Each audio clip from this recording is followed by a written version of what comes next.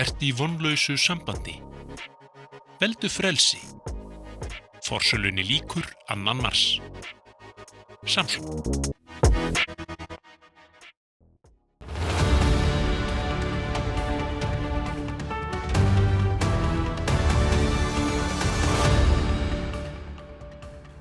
Komið sæl og blessuð og velkomin í Spursmál, föstudaginn 21. febrúar. Það er af nóg að taka vettvangi stjórnmálana, svo mikið raunar að maður kemst eiginlega bara yfir innlenda vettvanginn, þó af nógu sé að taka af hinum erlenda einnig. Við ætlum að gera þessu góð skil hér í dag. Það eru stór mál á vettvangi sveitarfélaganna og ríkisins reyndar líka. Kennaraverkfallið heldur áfram í dag og svo virðist vera sem að það muni halda áfram í næstu viku líka vegna þess að samband íslenskra sveitarfélaga og ríkið hafa hafnað miðlunartillögu ríkissáttasemjara eða hugmyndir það að ná samningum. Kennarasambandið var búið að samþykkja þetta fyrir sitt leyti en það er einhver staðar sem að hnífurinn stendur í kúnni.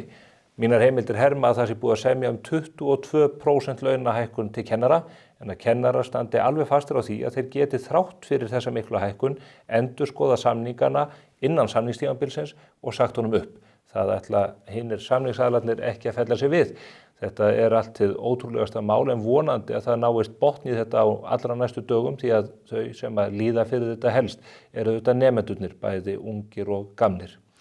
Og inn í þetta mál tvinnast auðvitað Heiða Björk Hilmisdóttir sem er formaður sambands íslenskra sveitarfélaga. Það er margt sem bendir til þess að hún muni taka við sem borgarstjóri í Reykjavík á auka borgarstjórnarfundi núna klukkan 16:40 í dag sem að boðaður var með afbrigðum með sólarhrings fyrirvara seinnipartinn í gær.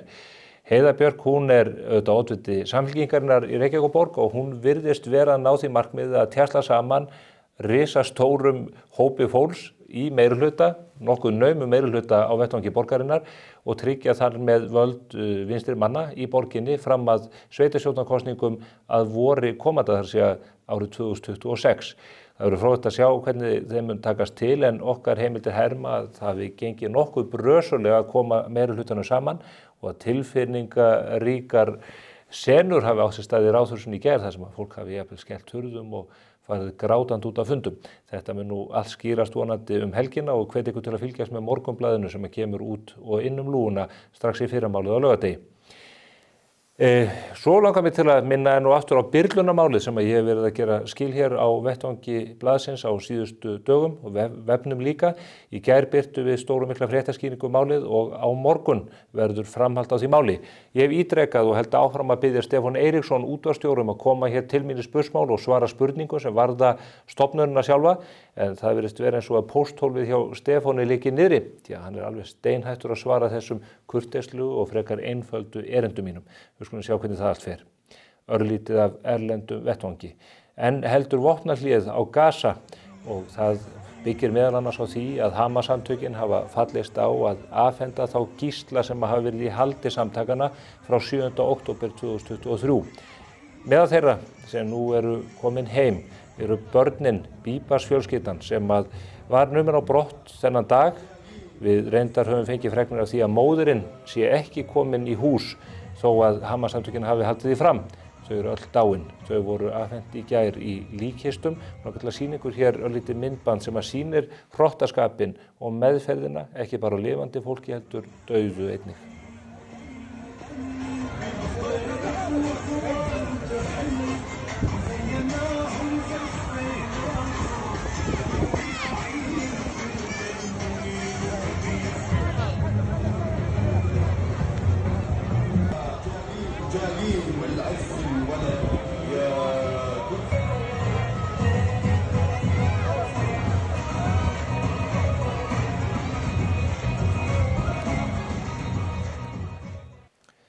Hvers konar skepnur eru það sem efna til rokktónleika og hátíðarhalda þegar jarðneskar leifar 9 mánaða barns og 4 ára bróður hans eru fluttar með þessum hætti í hendur fjölskyldu og ættingja. En nóg þennan hrylling. Við ætlum hér í lok þáttarins að ræða við 2 formannsframbjóðendur í Sjálfstæðisflokknum. Áður en að því kemur ætla ég að ræða hér fréttir vikuna við 2 mjög reynslumikla blaðamenn og hvet ykkur til að fylgjast með því samtali líka. En áður við höldum í örstuttar auglýsingar þá ætlum við að fara aðeins hérna yfir stöðu stjórnmálaflokkana á samfélagsmiðluna síðustu vikuna. Við ætlum að halda uppi þeirri venju hér í vetur. Það af mörgu að taka hvernig stjórnmálaflokkarnir kynna sig og sitt starf á þeim vettvangi. Fyrstu dagar nýs þings hafa farið hressilega á stað. Í byrjun vikunar kepptust nýir þingmenn við að deila sínum fyrstu skrefum í þingstörfum. Tilfinningin sú að annar hver þingmaður hafi flutt jómfrúaræðu og deilt tilþrifum á samfélagsmiðla. Jón Gnarr, nýr þingmaður Viðreisnar, hefur að sjálfsögðu tekið þátt í gleðinni og hér veitir hann þjóðinni innsýn inn í heim Alþingis í léttum hústúr. Setustofa, klósett. Þannig að þú ert með klósett, slökun, klósett.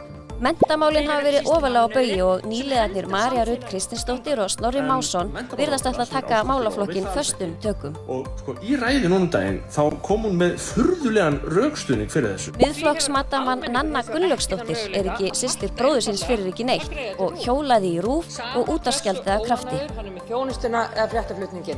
Þær Keyfrost og Togga sóttu alþjóðlegu öryggismálaráðstefnuna í München þar sem þær funduðu með helstu leiðtogum og ráðherrum heims, enda alþjóðamálin ofarlega á baugi þessi misserinn.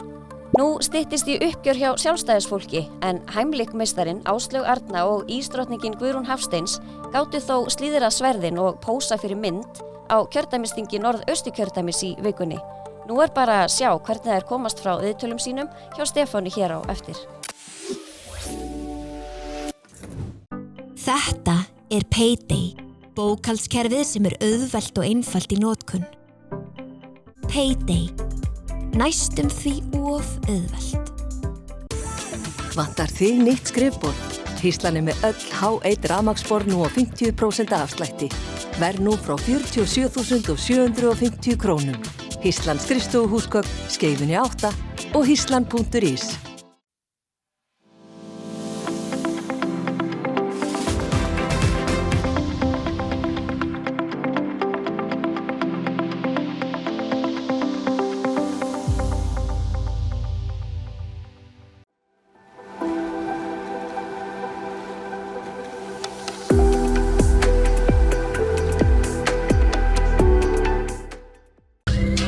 Tryggðu þér 10 króna afslátt af hverjum lítra eldsneytis með Ólís og OB-kortinu og safnar vildarpunktum Icelandair eða aukakrónum í leiðinni. Ólís, vinur við veginn. Þegar löngunin læðist að þér. Rannsóknir hafa sýnt fram á að Nicorette munnsógstöflur draga úr nikótínlöngun á aðeins 5 mínútum. Nicorette með fersku myntubragði. Þú ert líklegri til að hætta með Nicorette. Hjá Kólumbusævintýraferðum leggjum við áherslu á góða fararstjórn og skemmtilega upplifun. Umfram allt viljum við uppfylla væntingar okkar ferðalanga þannig að þið njóti ferðana með eftirminnilegum hætti. Við förum víða. Kólumbusævintýraferðir.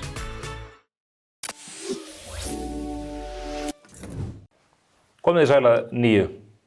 Við erum konið hér með 2 góða gesti sem að þekkja vel til frétta vikunar, enda frétta Haukar miklir með mikla reynslu af því sviði. Það er Jónki Hauksson sem að var áratuga skeiðir ritstjóri Frjálsrar verslunar og hefur núna opnað nýjan vefmiðil, gravarvogur.net, og svo Jakob Bjarnar Gretarsson sem að fer mikinn alla jafna á vísi.is með mergjum fréttaskýringum og frábærum viðtölum, leyfi ég mér að segja. Sælir.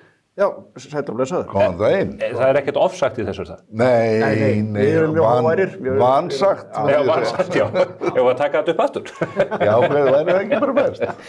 Ég veit nú eiginlega ekki hvar maður á að byrja í þessari stóru fréttaviku. Það eru gríðarleg tíðindi af alþjóðasviðinu, en það er líka bara allt á suðpunkti allstaðar í íslensku þjóðlífi. Það er bara kappsíður á öllum keipum og bæði á þinginu, þar sem að púðurtunnan, Inga Sæland, það þarf ekki mikið til að sprengja þá púðurtunnu eins og sannaðist nú í fyrirspurnatíma í gær bara þegar Hildur Sverrisdóttir gekk á hana með þetta styrkjamál sem að virðist nú ekki sjá fyrir endan á. Er þetta ekki bara eins og hún heldur fram stormir í vatnsglasi sem að Morgunblaðið reynir að halda lifandi? Já, nú þetta orðin hrútspunga fíla sem að veldur hérna úr hádegismónum og ég ekki frá því að þetta sé rétt hjá henni.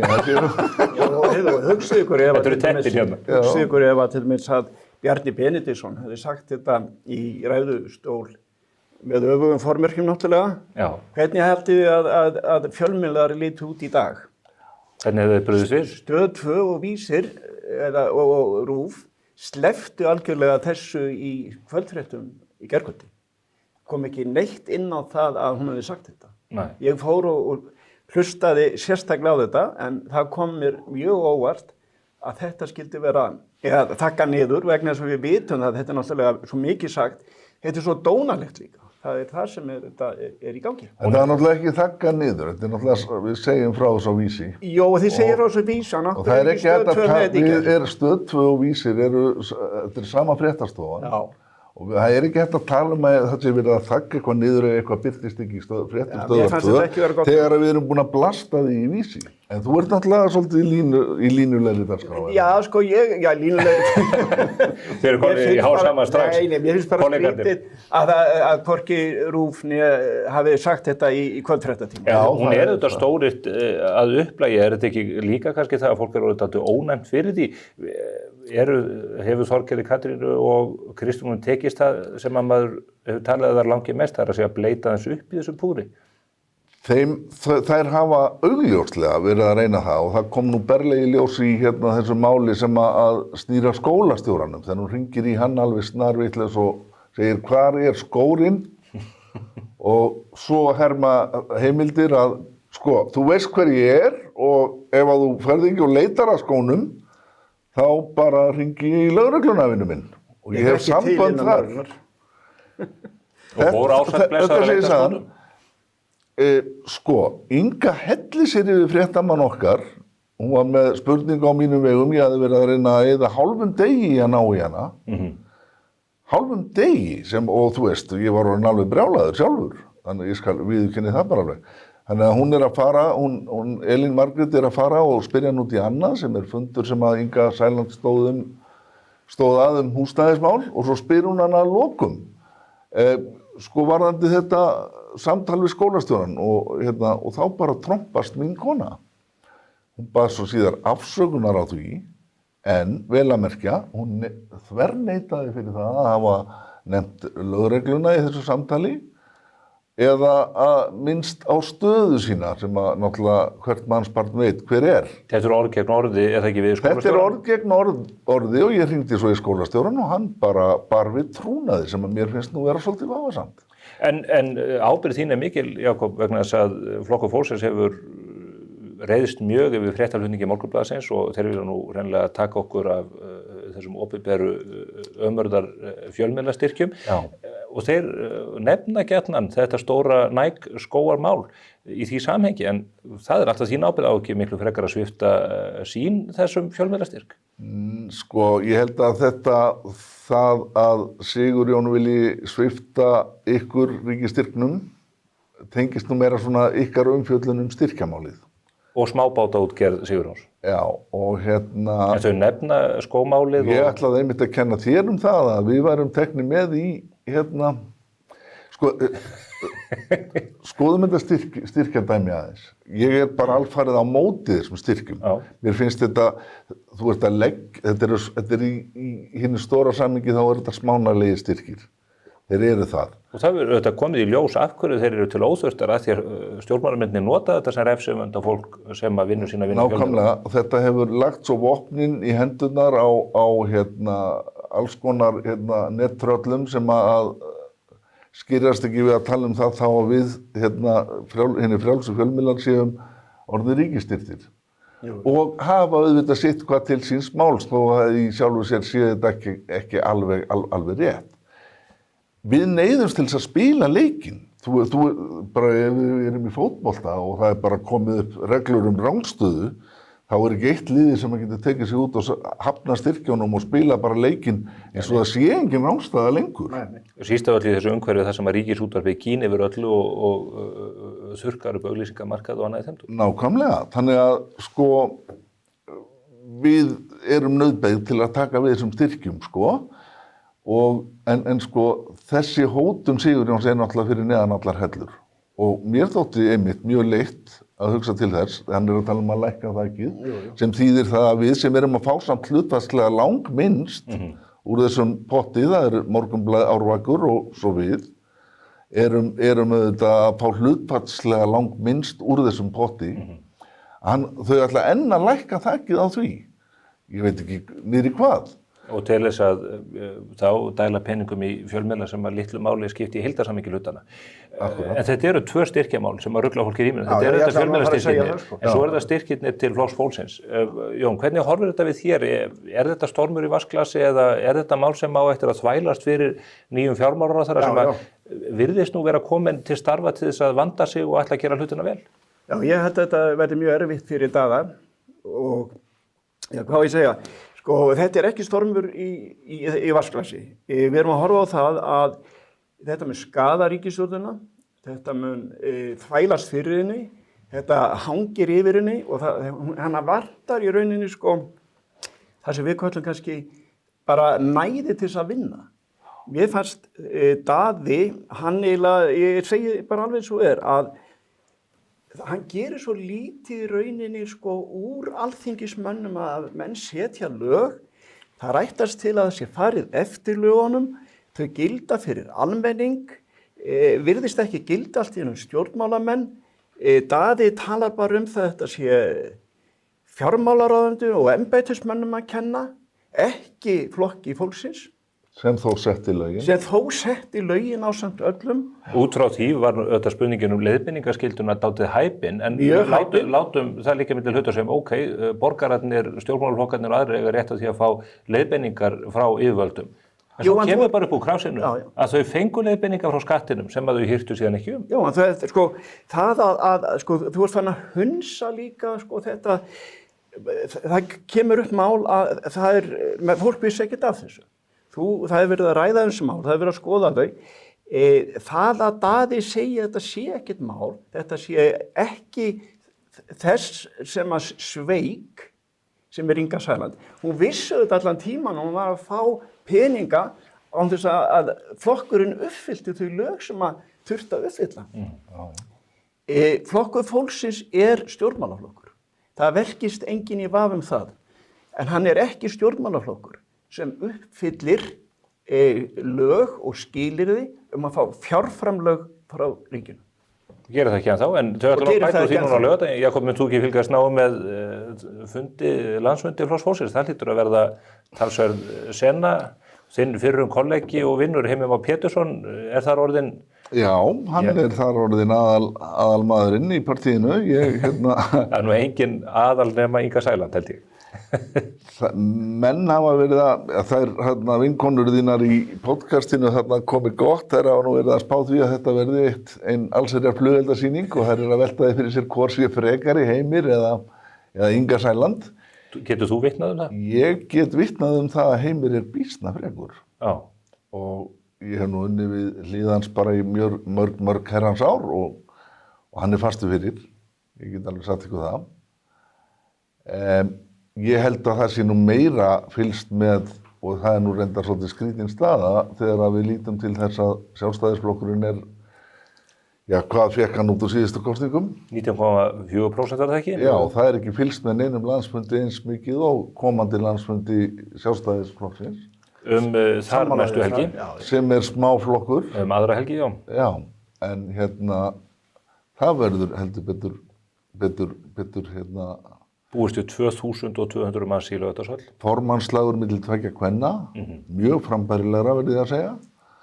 Þannig að það er svolítið skrítið að þetta skuli vera veigamesti pósturinn í pólitísku lífi, þessi landsfundur, meðan stjórnarflokkurinn heldur sinn landsfund þar sem að, allt þetta er undir sem að þú ert að nefna. Það var í eldhúsinu heima hjá henni. Manni dettur nú í hug svona hinn fleygu orð, var ekki Einar Ben sem að sagði það sem höfðingjarnir hafa staðið. Hinnir halda þeir megi það. Það er kannski þar sem að brennur helst varðandi þetta styrkjamál, að það er ekki hægt að líða það að löggjafinn setji lög og telli svo að hann geti bara skautað léttilega framhjá þeim meðan við hinn, almúginn, við eigum að fylgja þeim í hvívetna. Það verður vitnað til þessa máls í dómsölum þegar almenningur fer að verja sig gagnvart. Þetta mál mun fara fyrir dómstóla. Heldur þú það? Hlýtur að gera það. Já, það. En var það ekki með 2 lögfræðiálit á Jó, sem eru náttúrulega pöntuð auðvitað. Það er ríkislögmaður og síðan... Síðan hafa komið fram lögfræðiálit sem að hafna þessu náttúrulega gerur það sem hann er að gera. Aðalatrið auðvitað það að nú komið fram að skattunum veitti leiðbeiningun og það var aðalröksemdin í... Jú, en af hverju gerir ekki skatturinn athugasemdir við það þegar að flokkur fólksins sendir inn sína skattskýrslu? Já. Það eru tekjur, það eru býtið því að þið uppfyllið ekki skilyrðin. Það eru margar brotalamir augljóslega í þessu. En það eru fleiri mál. Tandam á Kristófersson, hann fekk aldeilis verkefni í fangið þegar að Arion banki lýsti yfir að hann vildi kaupa Íslandsbanka eða sameinast Íslandsbanka. Er þetta útilokuð sviðsmynd eins og stjórnmálamenn tala? Já, vinurinn Hörður Ægisson sem er nú innherji á Vísi, stjóri þar, hann kom nú með, var nú að ræða þetta og er auðvitað mjög fróður maður þessi mál. Ég tel að þetta sé mjög langsótt að þetta verið leyft. Ríkið á núna 500 milljarða sem sagt í bönkum á 415 milljarða sem ég með Landsbankann á í dag og hlutur ríkisins í Íslandsbanka eru 100 milljarðar. Markaðsvirði bankana allra er 1000 milljarðar. Út á hvað gengur þetta mál? Að Arion banki, Benedikt Gíslason, hann kemur með þetta eftir lokun markaða á föstudegi. Bankastjóri Íslandsbanka sagði að hann hafi verið að fara í einhvers konar rólega helgi en sagði að hún hefði breyst í eitthvað allt annað. Eftir hverju verið að slægjast? Jú, þú ert með markaðsvirði á nýju fyrirtæki sem eru upp á 500 milljarðar. Hvar ætlar þú að fá þessa framlegð? Hvar ætlar þú að fá þennan sparnað? Jú, það er eitthvað sagt að þeir geti fækkað starfsmönnum 600-700 manns eitthvað slíkt? Já, það eru 2700 starfsmenn sem vinna í bankakerfinu á Íslandi. Ég er ekki alveg með tölun á hreinu hvað eru margir í Arion og Íslandsbanka. En þetta er tvennt sem að sparnaðurinn kemur bara með tvennum hætti. Það er annars vegar að þú segir starfsfólki, jú, þú notar kannski fjártækni eða þessi tölvukerfi, þar sparast eitthvað, hugsanlega eitthvað húsnæði, en stóra málið er líka að þau eru komið með svona stóran banka að þá nærðu betri kjörum erlendis í sem sagt skuldabréfaútgáfu þannig að þeir horfa sem svo á, við erum ákveðin vaxtatekjur og vaxtakostnað, fjármagnskostnað, sá fjármagnskostnaður mun lækka. En er þetta þá ekki brilljant hugmynd fyrir neytendur og annað? Já, og þá segja menn, jú, þarna er sparnaður sem svo mikill, 4-5 milljarðar á ári fyrir bankakerfið og neytendur muni fá þennan sparnað. Seilin er annan, já.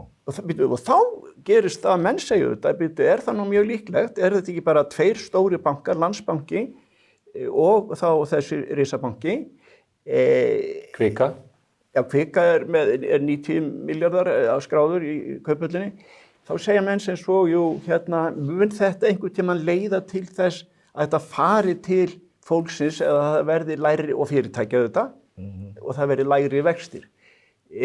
Augljóslega meiri fákeppni hjálpar til í verður hagkvæmni stórreksturs en á móti kemur hin hliðin að ég sé það ekki fyrir mér að það séu að stjórnmálamenn bekenni annað en það séu 3 stórir bankar á Íslandi. Hvað segir þú, Jakob Bjarnar? Heldur þetta sé dautt mál, andvarafætt? Ég hefði nú haldið að það væri fordæmi fyrir því að samkeppnisyfirvöld bara setji fótinn niður og staleggja á þetta. Hörður, ég myndist á hann orðar það svo að þetta muni taka, þetta eru risaverkefni og muni taka 2 til 3 ár hjá Samkeppniseftirlitinu að samþykkja þetta. Já, bara fara yfir máli. Bara fara yfir máli, það þarf jafnvel bara að fá auka fjárveitingu bara til þess að ráða fólki í það að bara fara yfir þetta risamál. Þeir gátu nú skrifa 70 sína skýrslu skilgreiningun á majónesi, þannig að þeim hlutur ekki orðið yrkisefni þessu. Já, og þeir fengu nú auka fjárveitingu til þess að fara í furðulega sem sagt rannsóknir á einhverjum tengslum í sjávarútvegi og eitthvað þess að það. Sem liggja fyrir. Aðalatriðið er þó það að það eru litlar líkur, hann þarf að endurtaka það nokkru sinnum hann Benedikt að þeim sé alvara í þessu máli. Það segir okkur líka eitthvað að býtu hvers vegna er það? Jú, vegna þess að fólki finnst þetta, hugmyndin getur verið sniðuð út frá sparnaði í bankakerfinu en annað samkeppni minki og að þessi hagnaður hann fari ekki til fólksins.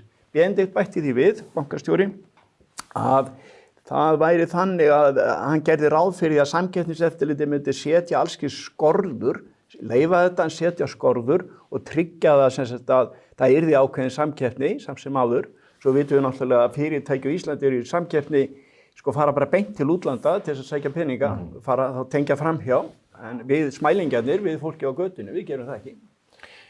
Þetta er forvitnilegt mál, en langtímaverkefni sem mun örugglega koma hér inn á borð aftur, en það eru kannski mál sem að standa okkur næri tíma og viðast aðkallandi. Reykjavíkurborg.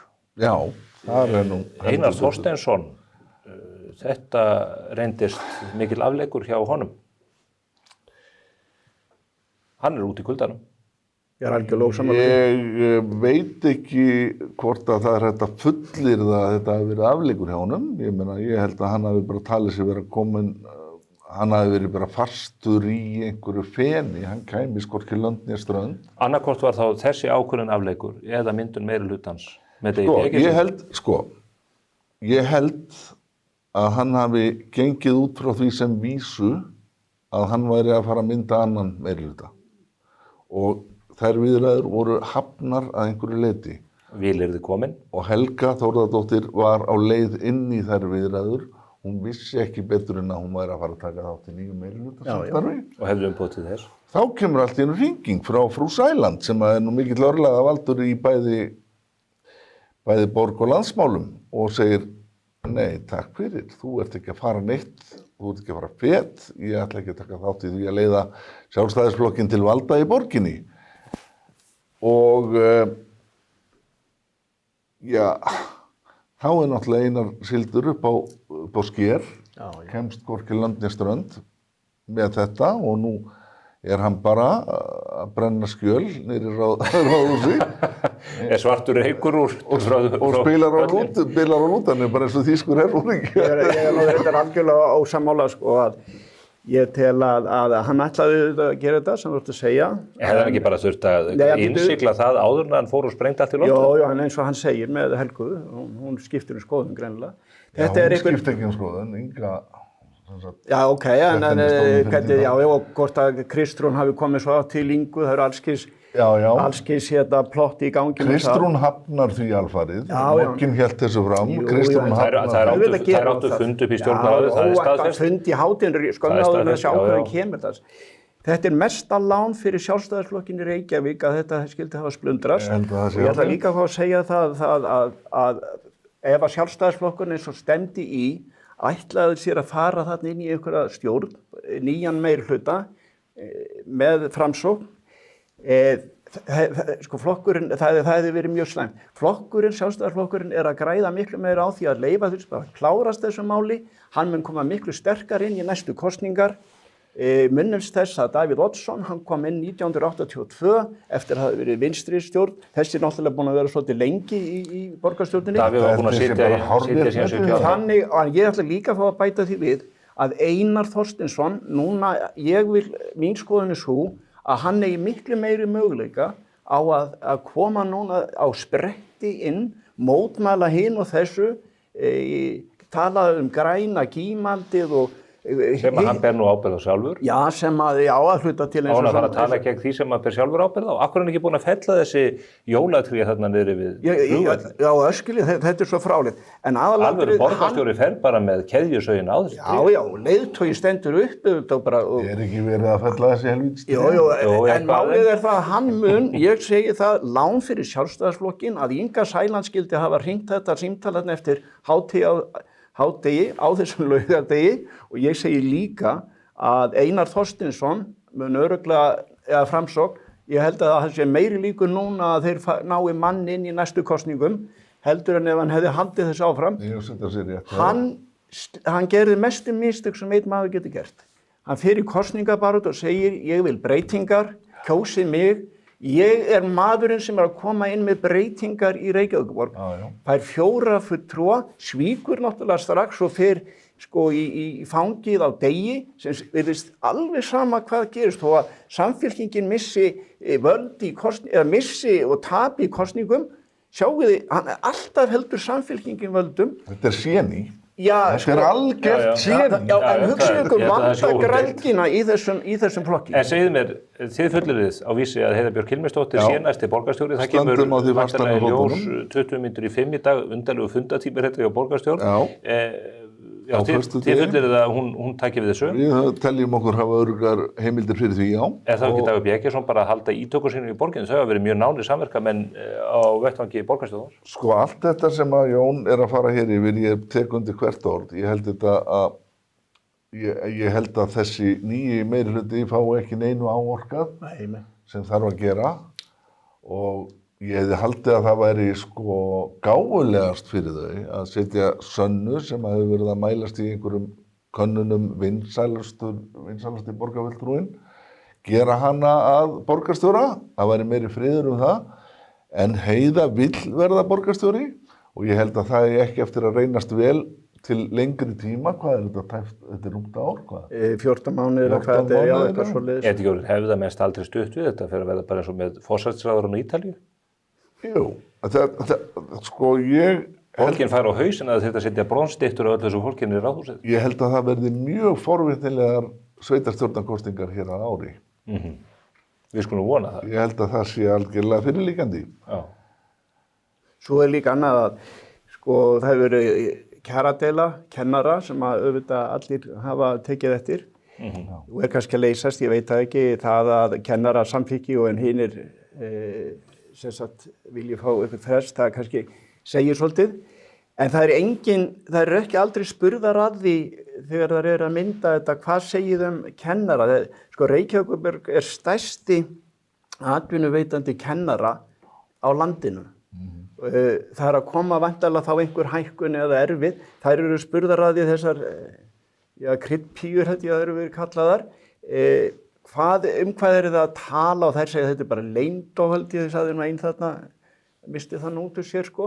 Þetta er fólki sem biður alltaf sko og hrópar og torgum úti sko að það þurfi alltaf að vera upplýst og gagnsæi og allt það. Hugsið ykkur að það er nefnilega ekkert, það er sko, mér finnst vanta líka oft í stjórnendur borga og líka á þingi, stjórnendur sveitarfélögum, að það komi svolítið svona fólk úr atvinnulífi, það komi fólk sem hefur stýrt fyrirtækjum og svona einhverju leiðtogar. Þetta er einhvern veginn allt fólk sem hefur aðlist upp í kerfinu, í hálfgerðum bómul.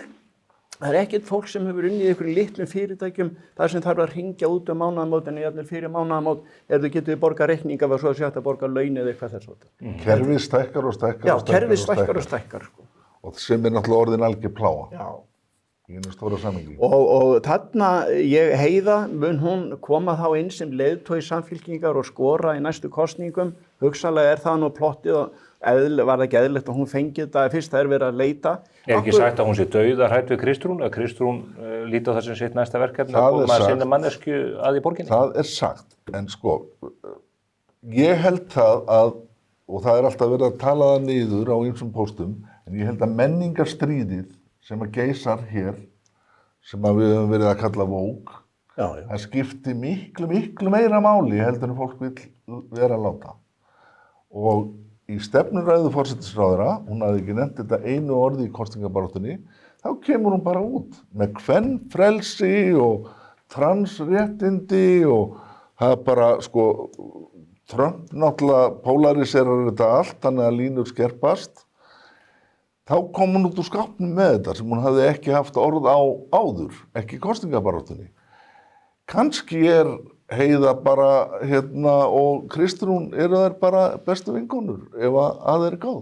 Kannski er það þannig, varandi kvenfrelsið, Þær hafa tekið yfir allt, sko, mér er alveg sama. Nei, þér er augljóslega ekki sama, þú ert algjörlega miður þín. Sko, ég er svo mikill, ég er svo lítill kall, hef verið á gólfinu allt mitt líf og reyndar kannski má kenna að einhverju leyti það að ég hef nú svo sem er svolítið laus metnað, en sama samt.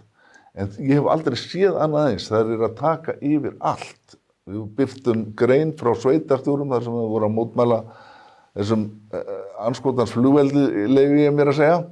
Þetta voru bara konur. Þetta voru bara konur. Þær eru búnar að taka yfir alla posta og svo vogar forsætisráðherra sér að tala um það í stefnuræðu að það þurfi að halda vel utan kvenréttindi. Og maður bara segir, hvar ertu kona? Horfðu yfir sviðið. Það ánáttúrulega eftir að skópla Benedikt Bogasyni úr embætti forseta Hæstaréttar. En þegar það komið, þá er það ekki komið allslem? Þar gætu nú Jón Steinar og feministarnir náð saman. Já, og núna Sjálfstæðisflokkurinn að fara að velja sér nýjan formann, það verður kona. Margt sem bendir til þess að það sé sótt að Sigurð Inga og Lilja Alfreðsdóttir ætli sér þann stól. Akkurat, þá þetta fullkomnað. Já, við þurfum kannski bara að fara að krefast borgaralauna fyrir okkur kallana. Ég held að geti væri stutt í þá, stýttra heldur en þú heldur. En kannski rétt aðeins, nú erum við að fókusera á borgina, við erum að fókusera á kjaradeilu kennara sem vonandi leysist núna helgina. Ríkisstjórn Kristrúnar Frostadóttur, eru þau, fyrst þau hafa haldið sjó, þrátt fyrir öll þessi boðaföll sem hafa gengið yfir út af Flokki fólksins, hún ekki bara að fara að sigla þess áfram næstu 4 árin? Jú, eflaust, en það sem mér finnst þetta samt mál, erum við ekki saman það, þetta að þvælast fyrir þetta styrkjamál og fleiri mál. Og menn hafa sagt sem svo, ef að styrkjamálið fer út af borðinu að vinsalegast bara reyna að klára það svo að sé að fara hægt að vinna, nota þetta orðalag. En málið það að þetta þvælist fyrir, en hvað hefur þessi ríkisstjórn gert til þessa? Ég kallaði þetta sparnaðartillögum frá almenningi. Já, það mæltist vel fyrir. Já, það mæltist ágætlega fyrir. Það tekur fleiri vikur að vinna út úr því. Við sem erum skeptískir, við brosum nú í barminn, sko. Já, ég meina að hún lítur að þegar þú ferð í kosningar þá lofar einhverju og þú ætlar þér að gera eitthvað. Það að í þessu tilviki finnst mér, sko, að mér finnst ríkisstjórnin ekkert vera komin almennilega af stað. Hún er alltaf byrjuð. Þannig horfur þetta við mér einhvern veginn. Þau ætla að taka við á mjög sérstöku tíma, það langt í að þau setja sín fyrstu fjárlög, það ekki fyrir í haust, en það eitt mál sem ég hvet fólk til að fylgjast með, það Sundabrautin sem eitt stærsta og mikilvægasta samgönguverkefni sem við stöndum frammi fyrir, í raun miklu stærra heldur en aðrir hlutar borgarlínunar og samgöngusáttmála höfuðborgarsvæðisins. Það eru allnokkrir einstaklingar í nýju meirihluta verði hann að veruleika í dag sem eru alfarið á móti Sundabrautinni sem að Eyjólfur Ármannsson samgönguráðherra hefur lofað að verða veruleika og fari bara af stað í sínu réttmæta ferli á komandi mánuðum. Þannig að það eru ýmis mál sem að munu þetta dúkka upp á komandi vikum og mánuðum. Varstu ekki að tala um þetta að vera skemmtilegur þá? Jú, þetta bráðskemmtilegt. Ég held með Sundabrautina að það mjög mikilvægt að hún komi. Ég held að við sem að horfa á það að... Hvað erum við búin að vera að ræða Sundabrautina? Já, sko, frá því að Jón var í Þýsku á Laugardögum í MR 1967. 1973.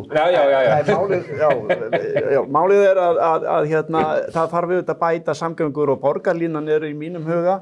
Þá hún mikil mistök. Ég tel að hún muni þvælast frekar fyrir umferðinni. Það annað í þessu að það mjög mikilvægt að leyfa neytandanum og notandanum að ráða, þannig að ef að fólk vill aka á bílum í bænum og hér á Íslandi, þar skaltu greiða götu bílsins. Þannig að það hægt að gera ýmislegt með svona smerri borgarlínum. Það ekki verið að fara að gera það. Það ekki nefnilega að fara að gera það. Það að taka öll bílastæðin af Jakobi Bjarnari og hans fólkinu við Suðurlandsbraut. Já, það verið að byggja núna, það 20.000 manna byggð að koma núna í kringum Grafvoginn í landi Blikastaða sem að vísu til í Mosfellsbæ, í stækkun Bryggjukörfisins, landi Keldna, upp á Ártúnsholti, það verið að taka fyrirtækin þar í burtu. Talandi þetta svæði, Jón, ég hvet fólk til að kíkja á grafavogur.net. Já, ég ger það líka. Það nýr héraðsfréttamiðill innan borgarlandsins. Já, ég Vilhjálmur Egilsson, alþingismadur og góður vinur minn í gegnum tíðina, þannig lagað að hann sendi mig góða kveðju og sagði, Jón, þetta gott, think global and act local. Það eru ágætis lokaár hér, Jakob Bjarnar og Jón G. Heyrðu, ég hérna með, ég ætla að fletta hon. Nei. Það hlaut að koma. Kannastu við kynlífsklúbb sem heitir Afrúndi? Nei. Ég frétta hún hjá þér. Takk fyrir komuna, kæru vinir, og óskum ykkur góðra helgar. Takk fyrir okkur sem með þess. Hér eftir örskamma stund förum við í maraþonsamtal við tvær öflugar konur. Það er Guðrúna Hafsteinsdóttur og Áslaugu Örnu Sigurbjörnsdóttur. Þær vilja báðar verða næsti formaður Sjálfstæðisflokksins og það verður skorið það eftir það bil 9 daga. Hver tekur við flokknum? Áslaug Arna ríður á vaðið og í síðasta hluta þáttarins það Guðrún Hafsteinsdóttir. Fylgist þið með.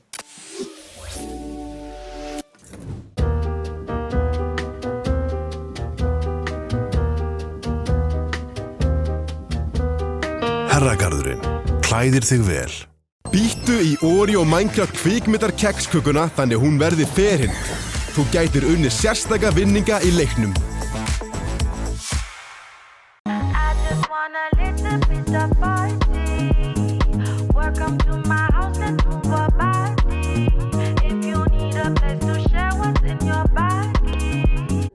GLC Plug-in Hybrid frá Mercedes-Benz fylgir þér hvert sem lífið leiðir þig. Askja. Okkar leiðangur síðan 1852 hefur verið að þróa rúm sem þú upplifir sem ávinning allan sólarhringinn, alla daga. Þú færð hestarins í verslun Betra Bags. Við tökum vel á móti þér. Verða þínir páskar á sólarströnd við Miðjarðarhafið, í vorblíðu á Norðurlöndum, í amerískri stórborg. Þitt valið.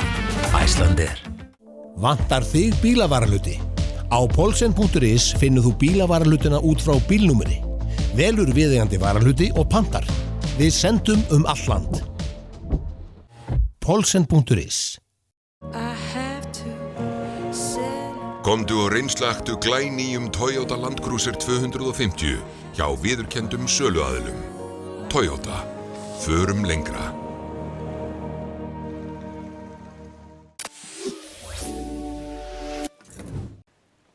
Þá höfum við lokið yfirferð okkar á fréttum vikunar og það vel auðvitað margt að frétta eins og venjulega úr pólitíkinni, viðskiptum og hinn og þessu. En að sléttri vikuliðinni koma sjálfstæðismenn saman í Laugardalshöll. Þeir ætla þar að ráða ráðum sínum og meðal annars að velja sér nýjan formann og varaformann. Og það eru 2 frambjóðendur sem hafa tilkynnt að þeir ætla að bítast formannsembættið. Það eru þær Áslaug Arna Sigurbjörnsdóttir, þingmaður Reykvíkinga og Guðrún Hafsteinsdóttir sem oddviti sjálfstæðismanna í Suðurkjördæmi. Áslaug Arna oddviti í öðru Reykjavíkurkjördæmanna. Þær eru hingað komnar til okkar í hádegismóana og við ætlum að byrja því að ræða við Áslaugu Örnu hennar sýn á flokkinn, hvernig hún ætlar að taka hann áfram og að því loknu þá mætir Guðrún í hvet ykkur til að fylgjast vel með þessu öllu saman. Heil og sæl, Áslaug. Góðan daginn. Þú stefnir að því að taka við forystu í Sjálfstæðisflokknum, þessum tæplega 100 ára gamla flokki. Flokkurinn án áhrifa inn í þinginu. Hann virðist vera að stefni það að vera áfram án nokkura áhrifa í borginni sem eða var fyrir 30 árum síðan eitt stærsta vígi flokksins. Ekki allt í klessu? Já, það eru margir sem velta fyrir sér hvort að nú taki við eitthvað versta tímabil í sögu Sjálfstæðisflokksins sem langar hríð. Ég lít ekki svo á. Ég einfaldlega þannig gerð að ég hef ótrúlega trú á stefnu Sjálfstæðisflokksins og held að þetta sé einmitt tímapunkturinn þar sem við verðum að nýta tímann vel. Og held að einhverju leyti að ég sé vel til þess fallin til að taka erfiðar ákvarðanir og koma flokknum á þann stað aftur þar sem hann á að vera til þess að ná meiri árangri í íslensku samfélagi. En þú segir fyrirgefðu að þú tellir, eða fólk telji að mögulega sé framundan eitt versta tímabil í sögu flokksins. Það ekki bara komið upp? Það ástand ekki viðvarandi núna þegar við horfum á áhrifaleysi flokksins á þessum vígstöðum sem ég nefndi? Jú, við finnum okkur í stjórnarandstöðu en við erum með ótrúlega marga kjörna fulltrúa landið allt, frábæra sveitarstjórnarfulltrúa í sveitarfélögum landið allt sem engin flokkur á staðist annar. Þannig að þar erum við ennþá sterk. Að sama tíma þá það staðan og það spurning, ætlum við bara að vera fúl með stöðuna eins og hún og leyfa því að vera þannig að Sjálfstæðisflokkurinn sé áhrifalaus í landsmálunum og í borginni, eða ætlum við að fara að nýta tímann vel, horfa eins inn á viðurkenna ákveðin mistök og velta fyrir sér hvernig komumst við lengra og náum aftur tök á því að vera stærsti flokkurinn. Hver ástæðan fyrir þetta orðið svona? Af hverju þetta svona báborið á þessum höfuðvígstöðum sem ég hef nefnt? Ég held að það sé hægt að horfa til margra þátta í því. Við höfum verið núna í ríkisstjórn í 7 ár þar sem við vorum að gera mjög miklar málamiðlanir, gáfum mikinn afslátt af stefnu Sjálfstæðisflokksins.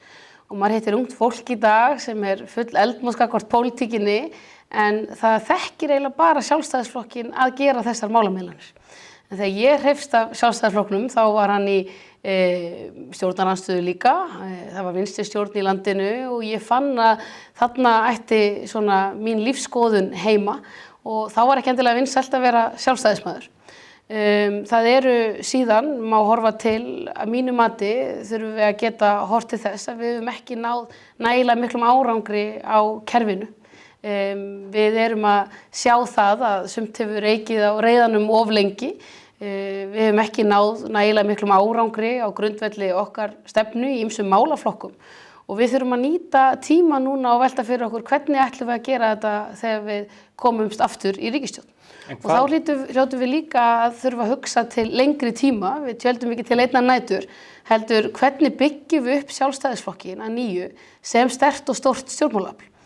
Og þegar ég sagði þetta á dögunum á Ísafirði að þá greip einn stelpa orðið, bara 18 ára gömul og var ekki einu svona biðin það og sagði þið getið ekki bara að tala um þig að vera stór. Og ég sagði nei, hvað hérna? Og hún sagði þið verðið að tala sterkar fyrir stefnunni og vera stolt af henni og þá kemur fólk og þá verðið þið stór. Þetta nefnilega svo hárrétt af því að fólk spyr þurfum við að vera mildari, þurfum við að fara í ákveðnar áttir. Það sem hefur vantað að við séum meiri sjálfstæðisflokkur, að við séum stolt af þessari stefnu og þorum að tala fyrir henni og skilgreina okkur sjálf en leifum ekki andstæðingum okkar að gera það. En hvaða fullvissu hafa kjósendur eða mögulegi stuðningsmenn flokksins fyrir því að eitthvað muni breytast? Þegar að flokkurinn kemst næst til valda nýju, ekki eins víst að sami leikurinn endurtæki sig og flokkurinn fari bara að gera málamiðlanir og hegði sér oft á tíðum bara þvert á þá stefnu sem að hann hefur þá boðað meðan hann var í stjórnarandstöðu? Allt samstarf hverfist einhverjar málamiðlanir að sjálfsögðu. En það spurning hvernig við gerum þær og hverju við höldum til haga og hvernig við tölum stefnun okkar líka. Ég held að ég hefi, og ég trúi því að ég hefi sýnt það að ég þora að gera breytingar á kerfum, ráðast á hvort sem það báknið, velta upp öllum steinum, hvernig við rekum ríkissjóð, hvernig við ráðum ráðuneytunum okkar, hvernig við náum árangri þar gagnvart okkar stefnu. Af því ég held að þessi vandi, hann einskorðast ekki alveg við Sjálfstæðisflokkinn. Þú sérð ákveðna þreytu víða heim gagnvart stjórnmálaflokkum sem hafa verið lengi við völd. Þá má nefna Íhaldsflokkinn í Bretlandi, þá má nefna Demókrata í Bandaríkjunum og við þurfum aðeins að skilja af hverju fólk að refsa okkur. Af hverju treystir fólk okkur ekki fyrir því að halda áfram að leiða. Og ég held að í grunninn að margt megi rekja til þess að fólki líður og upplifir að við séum orðin samdauna kerfinu. Við séum orðin partur af vandamálinu sem þau eru að reyna að lýsa fyrir okkur en við höfum ekki lagt alveg nægilega vel við hlustir. En eru þið ekki bara orðin samdauna kerfinu og svo horfið fólk á hluti sem að þið hafið bara látið yfir ykkur ganga? Hvað sem það skerðing á atvinnuréttindum fólks með hvalveiðibanni, þetta endalausa virkjanastopp sem að koma núna niður á þjóðinni, grænmetisbændur borga 25% hærra raforkuverð núna eftir áramót fyrir. Þetta allt í klessu eftir þessar ótrúlegu málamiðlanir. Já, það eru margir málaflokkar þar sem við gáum of mikið eftir og náðum ekki nægilega miklum árangri. En á sama tíma ætla ég ekki að lýsa því að Ísland sé allt í klessu. Hér eru einstök tækifæri ef rétt á málum haldið. Og það svo framtíðarsýn sem við þurfum að móta. Þetta stefnir ekki rétt á, þú sammála því. Nei, og hvað þá þegar við erum komið með ríkisstjórn sem alvöru kerfisstjórn, sko. Hérna erum við að tala um flokka sem almennt standa vörðum kerfið en ekki fólk. Og ég bara að benda á það að við þurfum að koma með skýra áætlun um það hvernig við ætlum að stjórna þegar við tökum við, hverju við ætlum að ná fram og hvaða sýn við höfum fyrir Ísland til lengri tíma. Hverju ætlar að ná fram? Ég held að... Ef þú nærð völdum í Sjálfstæðisflokknum og svo í landinu. Já, ég held einmitt að fólk samini, flokkur ekkert annað en fólk sem samina sér í kringum hugsjónir og sú hugsjón þarf að vera mjög skýr. Hér á einfallega að vera tækifæri fyrir fólk til að vera duglegt. Það á að vera frelsi til athafna. Hér þurfum við að lækka skatta. Við þurfum að minnka báknið verulega. Við þurfum að ráðast á lögum opinbera starfsmenn og vinnumarkaðsmódelið. Við þurfum að einfalda kerfi og sameina stofnanir og við þurfum að hætta að ríkið sé í samkeppni við einkaaðila. Þetta eru kannski bara svona örfá dæmi sem ég nefni hér. Við þurfum að stórbæta innleiðingu nýsköpunar og gervigreindar í báknið. Við getum minnkað það verulega og ég hef ýmsar hugmyndir í þeim efnum. Ég held líka að við þurfum að búa þannig nútana að við hlustum á fólk sem að reka hér lítil og meðalstór fyrirtæki, sem í stöðugu einhvern veginn rifrildi og mætir þröskuldum kerfisins í stað þess að kerfi sé að aðstoða þau og ýta undir að hugmyndir þeirra verða veruleika. Við hefum náð miklum árangri með nýsköpunarfyrirtækin en það eru önnur hér lítil og meðalstór fyrirtæki, sjálfstæðir atvinnurekendur sem rekast á kerfið ítrekkað. En af hverju hefur Sjálfstæðisflokkurinn með öll þessi völd og þennan langa valdatíma frá árinu 2013 fjármálaráðuneytið, tíma forsætisráðuneytið og ýmis ráðuneytið þar sem hægt var að keyra þetta í gegn, en fólk upplifir það ekki að það hafi gerst, fólk upplifir það bara að nú þegar að komin vinstri stjórn í landinu að þá gangi hlutinni bara fyrir sig rétt eins og þeir gerðu á meðan að þið Guðrún Hafsteinsdóttir mótframbjóðandinn sátu í ríkisstjórn. Við skulum nú aðeins sjá til með það, en ég að svara spurninguðinn hvernig ég sé hlutina og hvernig ég sé fyrir mér að leiða stefnu Sjálfstæðisflokksins inn í málaflokka í landinu sem ég tel að skipti máli til að ná meiri árangri, svo Ísland sé í raunverulega land tækifæranna og við nýtum þá einstöku stöðu sem við erum í heiminum. Og ég hef mjög mikla trú á því og gengi í Sjálfstæðisflokkinn út á hugmyndum hans frelsi einstaklingsins, út frá hugmyndum hans að ýta undir verðmætasköpun og einfalda líf fólks með öllum mætti. Og við sjáum umhverfi nýsköpunarfyrirtækja í dag, Guðmundur Fertram lýsir því nú orðið ótrúlega vel og það ekki hægt að segja annað en við höfum náð gríðarlegum árangri á ýmsum sviðum líka og hér sé að verða miklu meiri verðmæti til sem skipta miklu máli til þess að halda utanum þá hluti sem við þurfum og við verðum að horfa til þess en við þurfum líka að viðurkenna og það það sem ég að gera að okkur hefur ekki tekist upp jafnvel á öllum öðrum sviðum. En ég held að stóra verkefni núna gagnvart Sjálfstæðisflokknum af því að það mikið það rætt að það þurfa að sameina flokkinn og ná honum saman og eftir landsfund sem hárrétt. En hann sameinast fyrst og fremst í kringum hugsjónir, af því við eigum svo margt sameiginlegt og hann mun sameinast í kringum skýra sýn og sterka forystu og kraft fyrir sjálfstæðisstefnunni. Og það hefur kannski vantað svolítið þegar við höfum verið í þessum málamiðlunum í síðustu ríkisstjórn. Og ég held að við verðum bara að viðurkenna það að fólk fylltist ekki svona innblæstri með hugsjón sjálfstæðisstefnunar á síðustu árum. Og það sá að við vorum að gera dýrkeyptar málamiðlanir og þá þurfum við að hugsa, við erum á þessum tímapunkti í dag og það þess vegna sem ég hef trú á þessum tímapunkti. Við erum í stjórnarandstöðu, við getum nýtt tíman vel á meðan við erum í stjórnarandstöðu til þess að undirbúa það betur hvernig við ætlum að stjórna þegar við komumst aftur í ríkisstjórn. En þetta snýst stefnuna eins og unga konan á Ísafirði nefndi að tala fyrir henni en að hrindin í framkvæmd líka þegar þú hefur völdið þess. Ég vil nefna eitt dæmi sem að ég held að áhorfendur verða að fá skýringar á frá þér og mig reyndar rogast dans þegar þú tilkynntir það í ársbyrjun í fyrra að þú ætlar að bjóða einkareknum háskólum hringinn í kringum landið og þeir eru nú margir háskólarnir í landinu að þeir gætu komið í faðm ríkisins, fellt niður skólagjöld sem að nemendur voru að greiða gegn því að ríkið myndi bara að greiða þetta. Þetta ekkert nema bara ríkisvæðing á þessu skólum. Þarna þurftur væntanlega ekki að gera neina málamiðlun við Guðmund Inga Guðbrandsson eða Svandísi Svavarsdóttur, þú gerði þetta bara alveg upp á þínar eigin spýtur. Þetta rangt hjá þér. Það sem blasti við mér þegar ég kom inn í háskólaráðuneytið var að hér væri 7 háskólar. Við varum ekki að ná miklum árangri og alþjóðlegu mælikvörðum háskólastarfsemi og skólarnir væru of margir til þess að ná þeim árangri með stærð okkar. Fjármagn til háskólana hafði runnið til þeirra á nokkura gagnsæis eða hvata til þess að gera betur. Kerfið var magndrifið og eins og oft hjá kerfinu að það renna fjármunir algjörlega óháð því hvernig á að ná árangri og hvernig á að fara með opinbert fé. Og þú fórst að veita meiri peningum þar inn?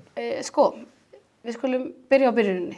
Kerfið hafi verið gagnrýnt frá af hendi ríkisendurskoðanda meðal annars frá 2007 og það væri gott fyrir háskólana að koma fullt af nemendum inn í ódýrar námsgreinir og alveg sama hvað margir útskrifuðust eða hversu mikill árangur náðist.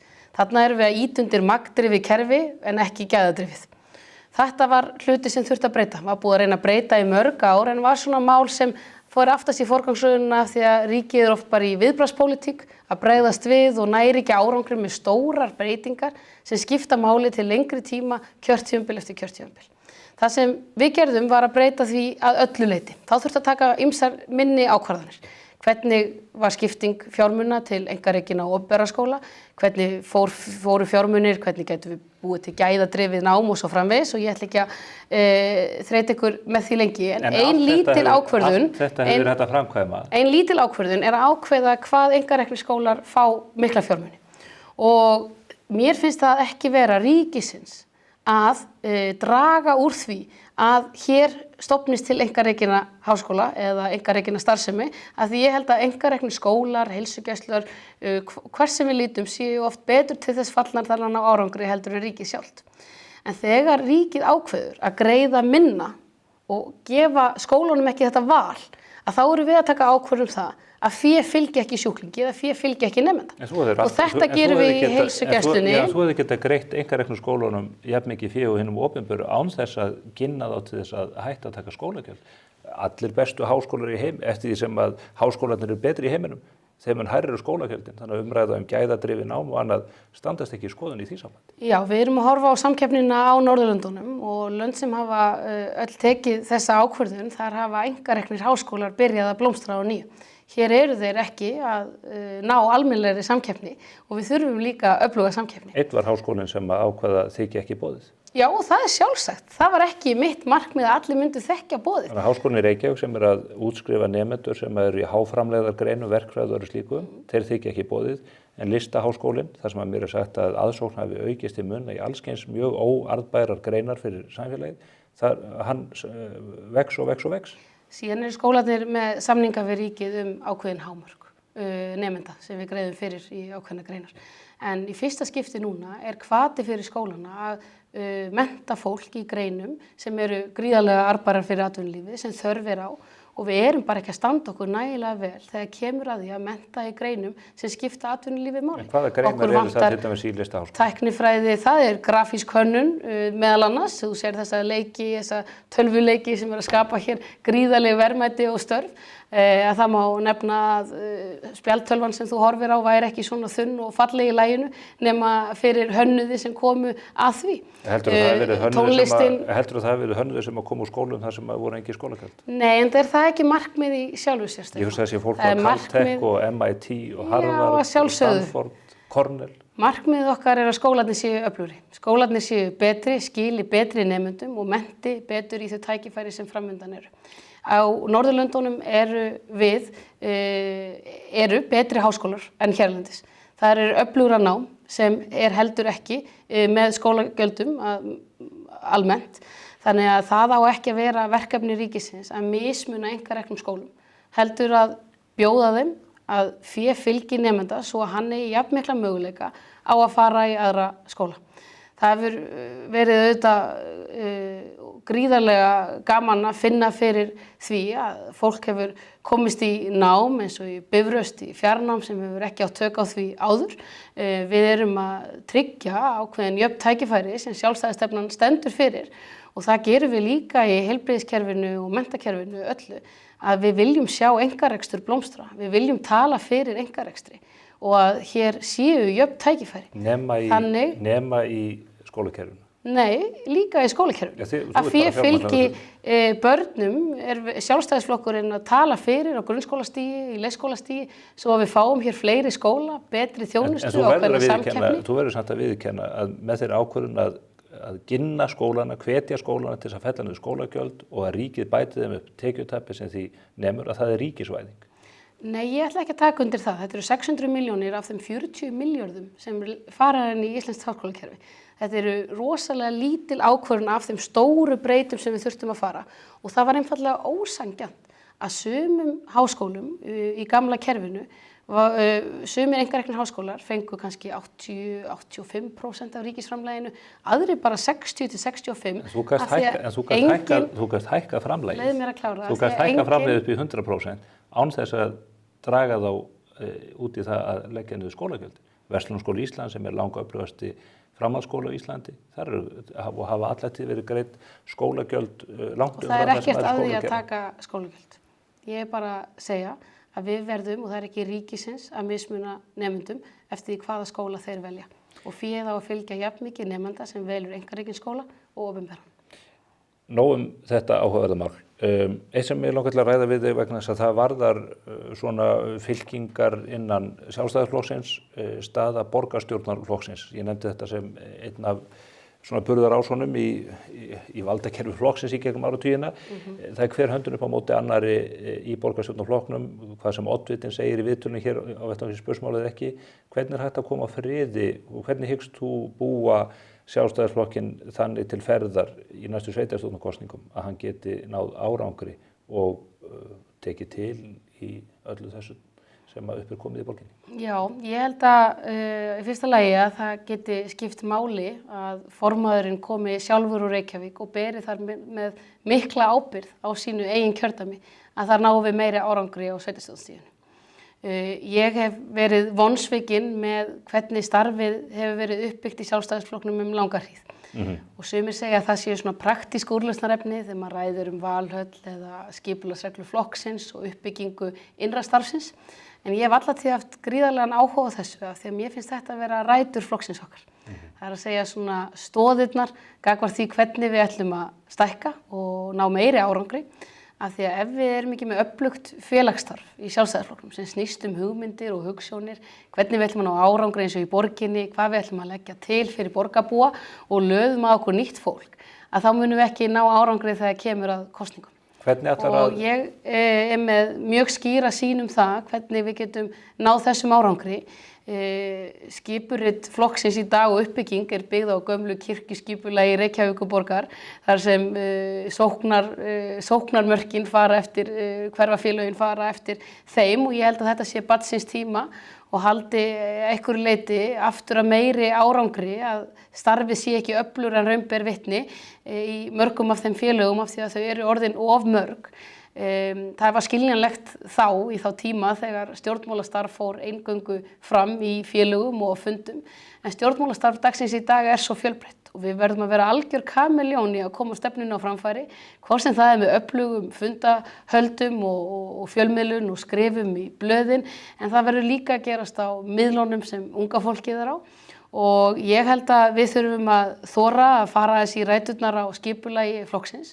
Við þurfum að ræða það hvort að formaður sé kjörinn með opnari kosningu svo að félagsstarfi sjálf snúist ekki næsta landsfund heldur einmitt hugmyndir og fólk. Og síðan held ég að þurfa að vera öflugt leiðtogaprófkjör. Þið hafið báðir formaðursambjónun hafið innbráð þessu á fundum vítt og breitt um landið en ekki bara eðlilegt að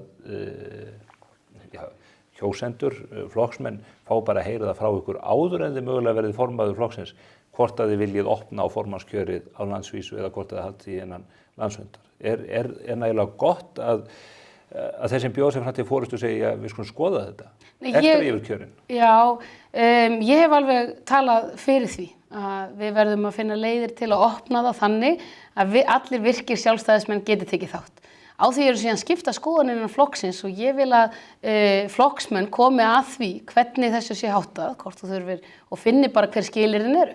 En ég á því að við þurfum að opna þetta kjör og drega ekkert í dilka með það, en við þurfum að varðveita líka hvað landsfundur einstakur á sama tíma. Af því að landsfundur ein kraftmesta samkoma hjá stjórnmálaflokki á landsvísu. Þarna kemur saman núna yfir... allra kraftmest, þetta eru 2000 mann sem mæta yfir heila helgi? 2200 mann sem eru að fara að mæta eftir viku til landsfundar að ræða stjórnmál og hugsjónir, koma saman og takast vissulega á forystu en eru með skýra sýn það hvert við þurfum að fara. Og það þvílík verðmæti í því fyrir Sjálfstæðisflokkin. Hvað viltu gera varðandi borgin? Er þetta leiðtogaprófkjör? eða verður bara stilt upp á lista eftir hefðbundnum leiðum? Hvernig á Ég held að væri sterkleiki í því að hafa öflugt leiðtogaprófkjör fyrir næstu borgarstjórnarkosningar og að sá leiðtogi sem kjörinn fái með fólkinu í flokknum að stilla upp og gera tillögu af sínum lista. Leiðtoginn sjálfur á mest undir að þar heppnist vel til, að þar stilla hann upp fjölbreyttum hópi fólks sem nái til borgarbúa og mismunandi sviðum. Og hann á það mikið undir af því að hann ætlar sér sjálfur að verða borgarstjóri eftir næstu kosningar. Og ég held að þannig myndum við ná að stilla upp öflugu liði sem væri tilbúið til þess að mæta inn í borgina og hreinsa þar verulega til. Gera miklar umbætur á þjónustu og minnka báknið sem borgin orðin. Það orðið skammarlegt hvernig borgin hefur verið rekin og þarna verður Sjálfstæðisflokkurinn einfaldlega að ná árangri. Ykkur, Guðrúnu, stilt upp sem andstæðum pólum innan flokksins þó að þið fylgið ykkur að baki sömu hugsjóninni. Það talað hennar bakgrunn í atvinnulífinu sem formaður Samtaka iðnaðarins. Þú hefur alveg mannin á hennu pólitíska sviði, ég segi ekki frá blautu barnsbeini en bara frá því að þú lögst háskólanámi. Það veikleiki fyrir verðandi formann eða formannskandidat að búa ekki yfir reynslu úr einkarekstri, eigin fyrirtæki og öðru slíku? Nei, ég líti ekki svo á. Ég horfi á það að ég hafi mjög aðra dýrmæta reynslu. Sjálfstæðismenn þekkja mig líka orðið mjög vel og ég þekki þá. Og ég hef ótrúlega reynslu úr pólitíkinni og hef verið treyst fyrir fjölbreyttum verkefnum. Ég auðvitað líka þeirri kynslóð sem hefur alist upp á internetinu og fólk hefur fylgst með mér þroskast og verða fullorðin af því að ég hef varð mjög ung, þekkt í samfélaginu að takast á stjórnmálin við Össur því ég var rétt 20 í þáttum á sunnudögum. Gamla karlfauska. Já, og naut þess að ræða sjálfstæðastefnuna og hef aldrei verið óhrædd fyrir að standa fyrir henni. En ég hef heldur líka ekki verið óhrædd að viðurkenna mistök og að ég hafi þroskast og sumar skoðanir breyst af því að ég hlusta á fólk og legg mig líma við það að sýna breiddina í flokknum en veit að hún kemur ekki bara með mér. Ég hef líka öðruvísi reynslu en Guðrún að einhverju leyti og hún hefur marga styrkleika og lýsti því í ræðu sinni á dögunum að hún missti pappa sinn ung á árum og fær þar fyrirtæki sem hún fær mikla reynslu af að stýra. Ég á sambærilega reynslu en missti mömmu mína rétt 20 og fæ ekki fyrirtæki en fæ ákveði verkefni í hendurnar að verða fullorðna konan í fjölskyldunum mjög hratt. Með yngri systkini? Með yngri systkini, með systur mína sem naut allra tíð þessa í lengri tíma stuðning móður minnar sem lagði þá hilluna að starfa sem kennari sem var hennar ástríða til þess að vera systur minni innan handar. Og ég þurfti að stíga einhverju leyti inn í það hlutverk og reyna það mjög unga árum og það auðvitað skilur eftir sig ákveðin þroska. Það sem mér var líka fært var mikil sjálfstæði og það að vera óhrædd á að takast á við verkefni. En líka minningin og ítrekkunin að lífið sé núna. Og ég held að Sjálfstæðisflokkurinn sé einfaldlega að leita eftir leiðtoga sem óhræddur við að taka ákvarðanir og óhræddur við að vera með skýra sýn og tala fyrir sjálfstæðistefnunni. Það eru of margir sem hafa ekki þorað að standa með okkur. Og við þurfum að horfa í eigin barm með það, af hverju fólk hefur falið það að vera sjálfstæðismenn að einhverju leyti og ákveðna kynslóðir. Þar mikið rætt og maður finnur fyrir því að flokkun hafi fjarlægst almenning í landinu og þetta sé orðin flokkur sem að tali bara fyrir hagsmunum stórfyrirtækja og annars í þeim dúr. Og maður heyrir það að Guðrúnar stuðningsmenn stilla þér upp dálítið þeim megin línunar. Það er ekkert launungamál og þú hefur tengsl við útgerðina. Faðir þinn stjórnarformaður Árvakurs með mikil tengsl við þau fyrirtæki og annað. Þetta eru hluti sem menn horfa til. Heldur að það sé veikleiki þegar þú ferð síðan út í baráttuna við að reyna að vinna atkvæði fólksins í landinu? Nei, ég hef engin fjárhagsleg tengsl við útgerðina í landinu. Og ég hef alltaf talað skýrt fyrir litlum og meðalstórum fyrirtækjum. og ég held að það sé lykilatriði að forystumaður í flokknum geti nýtt sér reynsluna og þekkinguna sem býr í breytinni í Sjálfstæðisflokknum sjálf. Formaður einn og sér mun aldrei hafa alla þá breytið eða þekkingu sem þarf til að takast á við það verkefni sem framundan hjá Sjálfstæðisflokknum. Enda það ekki verkefni formannsins eins. Það verkefni okkar allra sem aðhyllum sjálfstæðisstefnuna og í flokknum býr gríðarleg viska og reynsla á mörgum sviðum. Þar fjöldi fólk sem hefur rekið sitt eigið fyrirtæki, eru sjálfstæðir atvinnurekendur. Þar eru kennarar og heilbrigðisstarfsfólk. Þar fólk í íþróttahreyfingunni og bændur. Þetta eru hópar sem við þurfum að passa að halda öflugu sambandi við. En ég held að einn af styrkleikum mínum sé óumdeilanlega það að virkja fólk með mér í verkefnið. Og það hef ég alla tíð gert og leitað mér aðstoðar og þekkingar af því ég veit að ég bý ekki yfir því öllu en ég treysti mér til að leiða þennan hóp. Það talað Valhöll sem þessi stóra merka skrifstofa, engin annar flokkur sem á skrifstofu sem nefndir í daglegu tali og allir vita hvert vísað til. Maður heyrir það þegar maður ræðir við fólk vítt og breytt landið að fólk kvartar undan því hvernig skrifstofan líka fjarlægst, ekki bara almenning heldur félögin vítt og breytt landið. Hvað ertu að fara að gera ef þú verður formaður til þess að snúa þessu við eða ertu ósammála þessu mati? Nei, mér langar að Valhöll sé svona skýr staður fyrir sjálfstæðismenn til að koma. Í raun og veru smá félagsheimili. Þar sem opið fyrir það að koma í kaffi og spjall, að sveitarstjórnarmenn og fólk sem að vinna sjálfboðaliða störf fyrir sjálfstæðisflokkin geti komið og unnið og hitt annað fólk og rætt við það pólitíkina. Það kannski svona upplifunin sem ég held og finnst mjög mikilvægt að skapa, að þangað sé fólk velkomið og það líði þannig að þar geti það hitt fyrir þingmenn og fólk hér í bænum. En starfið snýst líka ekki bara þá upplifun sem ég langar að skapa, heldur hvernig Valhöll virkar og hvernig við náum að nýta krafta fólksins okkar miklu betur. Ég hef saknað þess aðeins að það sé aukið samstarf og samtal á milli okkar sem erum í þingstörfunum og okkar öfluga sveitarstjórnarfólk sem all land. Þar eigum við gríðarlega mannauð sem mjög nálagt samfélagunum sínum og að við lítum ekki alveg út oft eins og ein heild. Þú átt að vita það alveg fyrir vissu þegar þú ferð í sveitarstjórnarkosningar á næsta ári hvað þú ert að kjósa, kjósir þú Sjálfstæðisflokk. En það eru tvær fylkingar í flokknum og það verið að reyna að tala það niður. Þetta eru tvær fylkingar sem eru leitar annars vegar af þér og hins vegar Guðlaugi Þór Þórðarsyni. Sú fylking hefur hallað sér upp á Guðrúnu Hafsteinsdóttur. Verður þetta ekki bara nákvæmlega sömu hjarningavígin eftir landsfund, hvaða breytingar sem þú gerir á kaffistofunni í Valhöll eða ekki? Nei, ég hef ekki trú á því og það mjög mikil einföldun að kalla flokkurinn sé allur í tveimur fylkingum. Styrkleiki flokksins langar hríð hefur verið sá að fólk hefur tekist á. Langt fyrir mína tíð var hér talað Geir og Gunnar og Davíð og Þorsteinn og fleira í þeim dúr.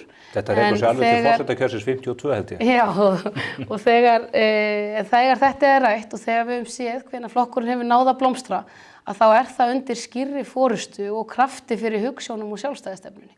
Og það það sem fólk kemur sér saman og við eigum svo margt sameiginlegt. En einhverja líkur á því að fylkingin sem hinum einn, fylkingin sem hefur ekki stutt í prófkjörum heldur Guðlaugur Þór í Reykjavík þegar við bara borist að banaspjótum oftar en einu sinni. Einhverja líkur til þess að það fólk á mánudaginn verður kjörinn formaður muni fylgja sér að bak við þig? Ég hef hitt. Eða þín fylking fylgir sér að bak við Guðrúnu ef hún vinnur? Ég hef hitt fólk land allt sem ætla sér að styðja Guðrúnu Hafsteinsdóttur sem hlakkar til að starfa með mér, hljóti ég sigur úr þessari kosningu. Og það gríðarlega mikilvægt að við getum náð fólki saman og ég hef mikla trú á því að það sé hægt. Það verður auðvitað að ganga ýmsar breytingar en þetta snýst ekki síðan bara að sameina hópinn. Verkefnið miklu stærri en það því að við þurfum að stækka Sjálfstæðisflokkinn og við þurfum að ná til fleira fólk sem hefur farið úr flokknum, leitað annarra, ekki fundið sig með gamla góða flokknum sínum og Sjálfstæðisflokkurinn hefur aldrei verið sterkur nema þegar hann sterkur hjá yngri kynslóðum. Við erum að horfa til þess að 14 ára krakkar í dag eru þau sem munu kjósa í næstu alþingiskosningum haldi ríkisstjórnin kjörtímabilið. Og við þurfum að átta okkur á því að við þurfum að vera jafnöflug að tala til þeirra og við erum að sameina og ná fólki tilbaka landið allt. Og ég finn það á fundum mínum landið. Nú er ég búin að vera 3 vikur á ferðinni landið allt, að það er mikill áhugi á Sjálfstæðisflokknum. Það er mikill hugur í fólki, það er áhugi á pólitík og það finnum við í samfélaginu og það er tækifæri fyrir Sjálfstæðisflokkin. En það ég finn það líka að fólk er að koma tilbaka, fólk er að koma aftur og fundi Sjálfstæðisflokkin eftir langa hríð og ungt fólk er í meira mæli að sækja fundin en ég hef áður séð. En það eru skiptar skoðanir stór mál sem kljúfa flokkin ekki bara eftir þessum 2 fylkingum sem að þið kannist lítið við eða minna við heldur en ég tel efnist þetta til. Borgarlínan er eitt af því. Það var fulltrúar Sjálfstæðisflokksins og fjármálaráðherrann kvittað hér undir hvern pappírinn á fætur öðrum, síhækkandi kostnað við borgarlínu hér og samgöngusáttmála upp á 311.000 milljónir. Hverju svarar fólkinu út á landi þessi mál sem að klóra sig í kollinum og velti fyrir sér vegablaðningunum í Dalasýslu eða ástandinu á vegunum fyrir austan? Eðlilega, samgöngumál eru í miklum ólestri og þar þurfa að þora að hugsa til nýrra lausna, að komu einkaaðila, mögulega lífeyrissjóða og við verðum bara að viðurkenna það að kerfi sem við höfum haft uppi með viðhald á vegum hefur ekki virkað nægilega vel. En það er líka mikil innviðaskuld í borginni.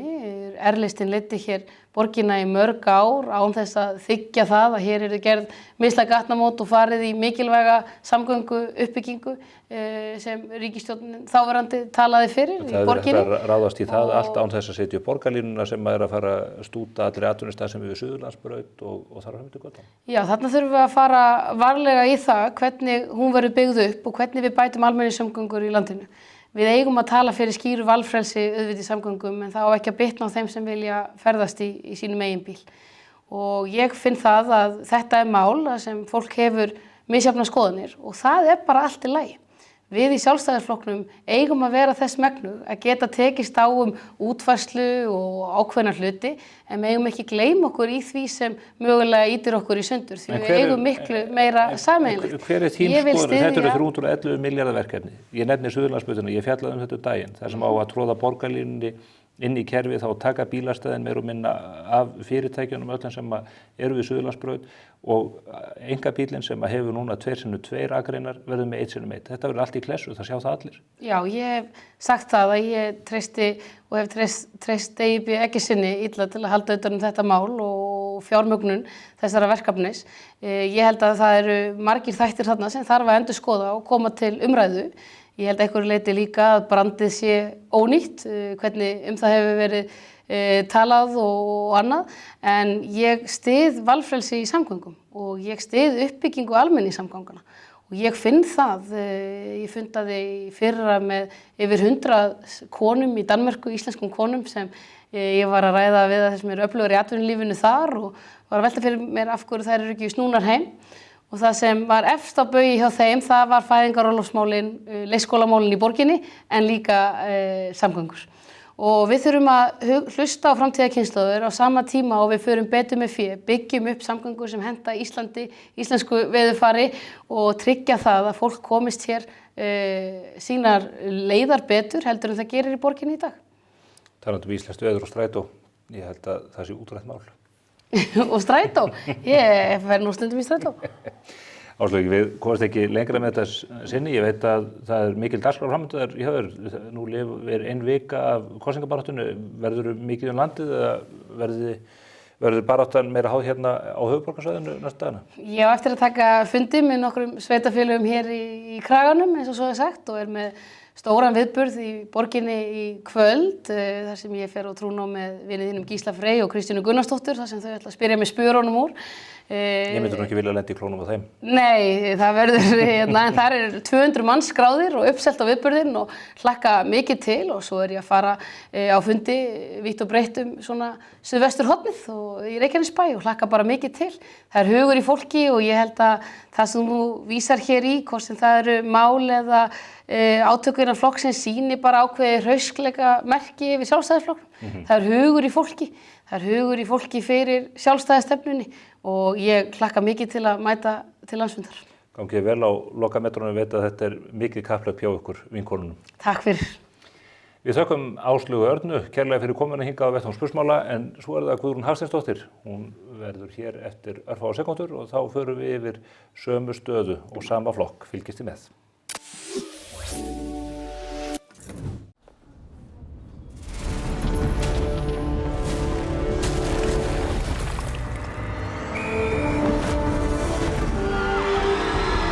Hvern langar þig að hitta í dag?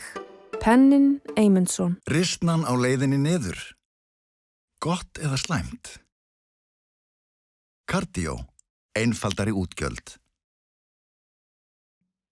Ímyndaðu þér heim þar sem eru engar hindranir og engin takmörk.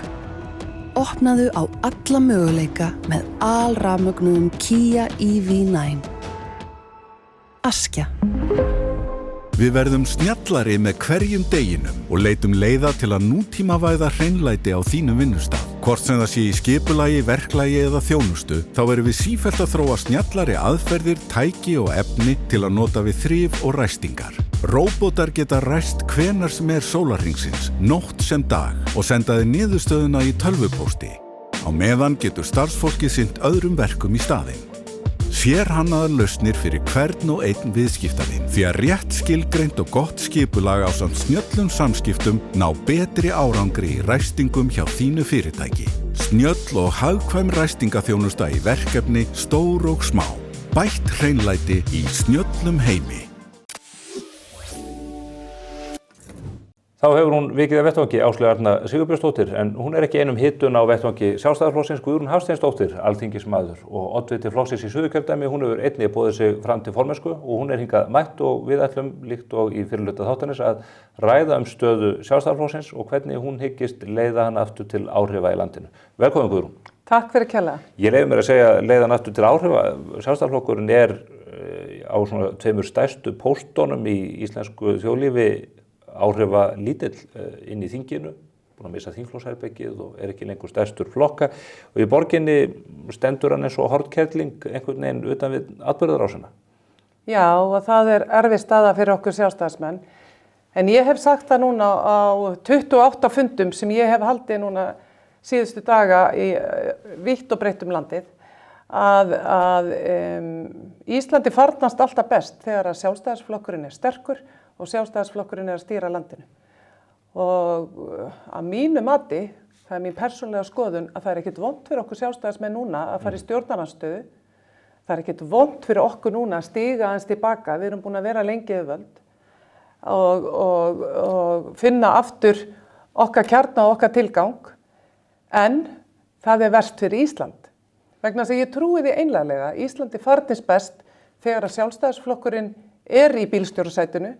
Nú erum við í aftursætinu og það hefur aldrei gefist vel þegar að sjálfstæðisflokkurinn situr aftur í og þess vegna skiptir svo miklu máli núna að við veljum okkur nýja forystu og við göngum inn í nýja tíma með það markmiði að breikka flokkinn og gera flokkinn okkar aftur á þeirri breiðfylkingu sem hann á og þarf að vera í íslensku stjórnmálum. En þú segir að þjóðinni farnist þetta best þegar sjálfstæðisflokkurinn við völd. Við upplifðum þetta mikla áfall haustið 2008. Þá var sjálfstæðisflokkurinn búin að vera viðstöðulaust við völd í 17 ár?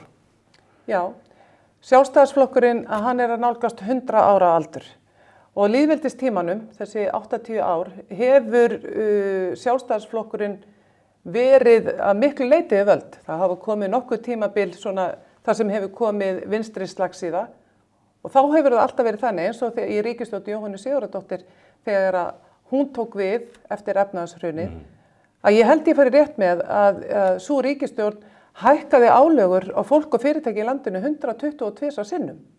Síðan tóku sjálfstæðismenn við með öðrum flokkum og Bjarni Benediktsson verður fjármálaráðherra og í hans tíð hafa milli 70 og 80 skattar og gjöld verið lækkaðir. Þannig að þú sér að það tekur tíma fyrir okkur hægri menn að vinda ofan að vinstri vitleysunni þegar hún búin að eiga sér stað. En ég vil fá, ef ég má klára. Frá því að sjálfstæðisflokkurinn var stofnaður, í upphafi síðustu aldar, þá var Ísland eitt fátækasta land Evrópu. Og hér var eitt mesti ungbarnadauði í Evrópu. Og í dag, þegar að sjálfstæðisflokkurinn að nálgast 100 ára aldur, að þá Ísland eitt ríkasta land í heimi, og ef við setjum þetta í samhengi, með eina lægstu tíðni ungbarnadauða í heimi einnig. Þetta gerist ekki af sjálfu sér. En er ekki ódýrt að eigna Sjálfstæðisflokknum þetta? Það var margir flokkar komið að stjórn landsins. Framsóknarflokkurinn hefur verið hér síðan 1916. Geta þeir ekki alltaf sagt, þetta er allt okkur að þakka og heilnæmi á landbúnaði og hvað eina sem þeir standa fyrir? Sjálfstæðisflokkurinn er búinn að vera hryggjarstykkið í íslensku stjórnmálum þennan tíma og þess vegna, svona gerist ekkert af sjálfu sér. Hér er oft talað, var myndaður nýr stjórnmálaflokkur, sósíalistaflokkur Íslands, sem hefur básúnað það að sósíalisminn sé vegurinn fram á við. Að sósíalisminn er svarið til að auka hagsæld og velsæld. Að við eigum að vera að kúpa norðursins. Ég hef ekki nokkru að trúa því. Enda hefur þjóðin ekki trúa því, þeir komast ekki inn á þing og fjarið því. En ef þetta hefur gengið svona vel og Sjálfstæðisflokknum hefur gengið vel að lækka álögur á fólk og auka lífsgæðin, þá horfum að síðan á þá stöðu að núna er vinstri stjórn í landinu undir forystu Kristrúnar Frostadóttur. Hún er orðin leiðtogi yfir stærsta flokknum. Þeir eru með þingstyrk sem er meira en Sjálfstæðisflokksins sem hefur ekki gerst nema einu sinni áður í sögunni. Þjóðin virðist ekki vera sammála þessu matiðinu. Nei, Sjálfstæðisflokkurinn er í vandastaddur og við þurfum að horfast í augu við það. Af hverju er hann í vandastaddur? Ég held að við höfum fjarlægst grunngildi flokksins, við höfum fjarlægst grasrótina og við höfum fjarlægst fólki í landinu. Það kemur fram í niðurstöðu kosninga núna 30. nóvember þar sem að við fáum verstu útreið sögu flokksins. Við förum í fyrsta sinn undir 20% fylgi sem hefur aldrei gerst áður. Þess vegna segi ég það. Ég held að við sjálfstæðismenn höfum gott af því að stíga núna skref tilbaka. Við erum jú komin í stjórnarandstöðu og endurnýja erindi okkar. Vegna þess að þjóðin greinilega vill ekki kjósa okkur. En ef við höfum fjarlægst... Þjóðin tengir ekki við það sem við erum að boða. Ef að flokkurinn hefur fjarlægst þetta erindi, hvað er það sem að veldur því? Ég meina, það er vantilega forystuan sem ber ábyrgð á því, er það ekki? Þingforystuan, leiðtogarnir í sveitarstjórnarmálum? Fyrst og síðast held ég að það sem hefur brugðist er það að við höfum fjarlægst grunngild okkar eins og ég sagði áðan. Við höfum talað mikið fyrir því að við viljum bákni burt. Og hvað hefur gerst á síðustu árum með okkar vakt? Bákni hefur aukist á umfangi sem aldrei fyrr. Opinberu störfum fjölgar og fjölgar. Á síðustu held ég 12 árum. Á þeirri vakt hafið þið Áslaug Arna báður verið? Ég er nú ekki búin að vera lengi í pólitík. Þannig ég ber ekki mikla ábyrgð á fylgi flokksins. En á síðustu 10-12 árum þá hefur opinberu störfum í landinu fjölgað 20% á meðan á störfum á almennu markaði fjölgað 3%. En þú sem oddviti Sjálfstæðisflokksins í Suðurkjördæmi, einn af oddvitum flokksins í öllum þessu stóru kjördæmi, ber þú ekki ábyrgð á fylgi flokksins? Ég er búin að fara í gegnum 2 kosningar. Fyrir kosningarnar þá er ég oddviti kjördæmisins og við erum langstærsta stjórnmálaafli í Suðurkjördæmi. Í kosningunum núna í nóvember að þá mistu við oddvitarsætið, okkur vandaði 121 atkvæði til að halda því. Og flokkur fólksins. Það var áfall fyrir mig. En þú ber ábyrgð á því? Ég ber ábyrgð á því. Já. Og ég geri það. Alveg hikstalaust. En ef ég má klára, Stefán.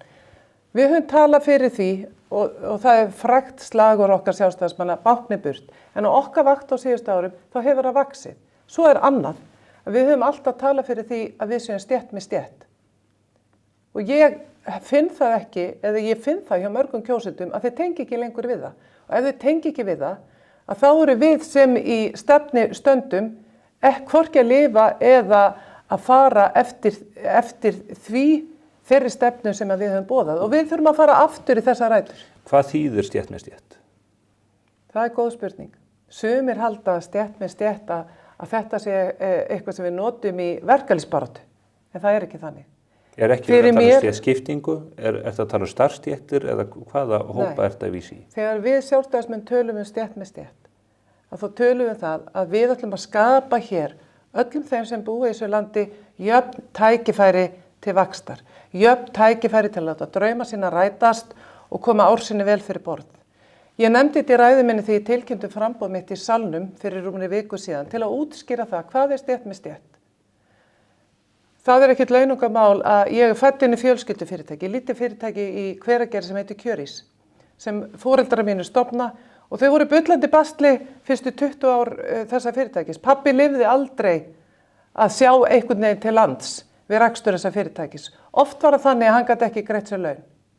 Og hann sagði oft við okkur krakkana, það þannig að starfsfólki okkar sem hefur tekið sér stöðu, hefur tekið ákvörðun það að hjálpa okkur við það að byggja upp þetta fyrirtæki, hefur tekið sér stöðu og áhættu með okkur, það fær alltaf útborgað undan mér. Og þetta finnst mér kjarna hugtaki stétt með stétt. En þú átt langa reynslu innan þessa glæsilega fyrirtækis. Glæsilegt fyrirtæki í Hveragerði sannarlega sem að þið fjölskyldan hafi byggt. Þakka þér fyrir það. En þú hefur verið í 2 kosningum, verið oddviti, og þú segir núna við höfum brugðist í því að við höfum ekki verið stétt með stétt og samt með þetta í farteskinu. Af hverju mun það breytast núna ef að þeir hefur ekki tekist það í síðustu 2 kosningum? Ég vil bara segja það líka, Stefán. Sjálfstæðisflokkurinn tapaði hlutfallslega jafnmiklu fylgi í öllum kjördæmum og það gerist líka í mínu kjördæmi eins og önnur kjördæmi. Við héldum samt... Þá þetta sameiginlega ábyrgð, þá skal ég bara vísa í ykkur báðar, ykkur áslögu sem ég hef rætt við. Þið berið þá einhverja skipta ábyrgð í þessu? Auðvitað ber allir ábyrgð og ég ber ábyrgð því sem leiðandi oddviti míns flokks og ég tek það alvarlega. En hvað ætlar þá að gera? Fyrst að þeir hefur ekki tekist Ég var á hjánum í þessum kosningum. Ef þið tókst ekki þessum 2 síðustu kosningum, hvað það sem þú ætlar að gera núna sem formaður? Hvað breytist við það að þú takir við formennskunni? Mér langar að útskýra fyrir það. Að ég fór allt kjördæmi mitt í kosningabaráttunni í nóvember og var að óska eftir stuðningi fólks. Ég var að tala við sjálfstæðismenn sem eru búin að kjósa sjálfstæðisflokkinn í 20-30 ár og sögðu bara, nei Guðrún, ég ætla ekki að kjósa flokkinn. Og þá var meira sem fólk sagði, ég ætla ekki að kjósa einhvern elítu flokk. Og veistu það, Stefán, ég bara hef aldrei tilheyrt neinni elítu. Og þetta er svo fjarri mér, og ef að fólk vill ekki kjósa okkur, þá hefur einhvern veginn brotnað á trausti. Og það okkar núna, okkar sem erum að leiða flokkinn, að efla traust. Ef þú átt ekki traust í pólitík, þá áttu ekkert. Og það það sem ég vil gera ef ég fæ umboð til að leiða flokkinn. Hverjir tilheyra elítu ef að þú gerir það ekki? Þú hefur verið formaður samtaka iðnaðarins, Já. Þú ert fyrirtækjaeigandi, þú varst í stjórn Bláa lónsins, þú varst stjórnarformaður stærsta lífeyrissjóðs landsins, þú ert alþingismaður fyrir ráðherra. Ég myndi nú að halda að fólk, hverjir eru elíta ef að það ekki fólk með svona feril að baki? Ég ekki stóregna manneskja, Stefán. Ég hef valist í ýmis störf bara vegna þess að eftir minnum starfskröftum hefur verið óskað og kallað eftir. Þannig að það þú ert að vísa í stóregna fólk þegar þú ert að tala um elítu. Ég ekki, sumum finnst eins og sjálfstæðisflokkurinn hafi einhvern veginn fessi í því að tala fyrir hagsmunum einhverja fáa sem að geta kannski tala fyrir sig sjálfir. Þá er ég að tala um breiðfylkingu. Ég vil sjá sjálfstæðisflokki sem breiðfylkingu. Fólks úr öllum stéttum, af öllum aldri, með fjölbreyttan bakgrunn. Þess vegna var ég svo óskaplega stolt þegar ég var að tilkynna framboð mitt í salnum fyrir rúmri viku síðan. Ég hafði, veistu það í alvörunni, Stefán, ég hef aldrei tilheyrt neinum klíkum eða einhver öðru og ég hafði raun ekki hugmynd bara hvort að einhver myndi mæta. Það var fullur salur? Ég vissi alveg að fjölskylda mín myndi mæta því ég var búin að skipa þeim að gera það og ég var búin að biðja fullt af hvergeringum og vinum mínum á Selfossi og í sveitin, Ölfusi og annars staðar að koma. En þegar ég steig út í salinn og sá þennan mikla mannfjölda sem þarna var komin til að hlusta á mig og mér sagði að fólk komst ekki inn, að þá varð ég fyrst orðlaus en svo ótrúlega auðmjúk og sérstaklega þegar ég horfði við salinn og sá þarna fólk á breiðu aldurspili úr öllum stéttum samfélagsins. Ég sá þarna verkamann standa hlið við hliðin á stórforstjóra og ég hugsaði þetta sjálfstæðisflokkurinn sem að ég hef tilheyrt alla ævi. En aftur, að því að það er mikið talað og það eru yfirlýsingar eða, ég leyfi mér að segja skrúðmælgi það hvað flokkun er að vera stétt með stétt og þetta eru frekar svona loftkendar yfirlýsingar. Ég hef líka heyrt þetta nefnt að sjálfstæðisflokkurinn hafi orðið talsmaður þeirra sem að geti bara tala sínu máli sjálfir. Hverjir eru það?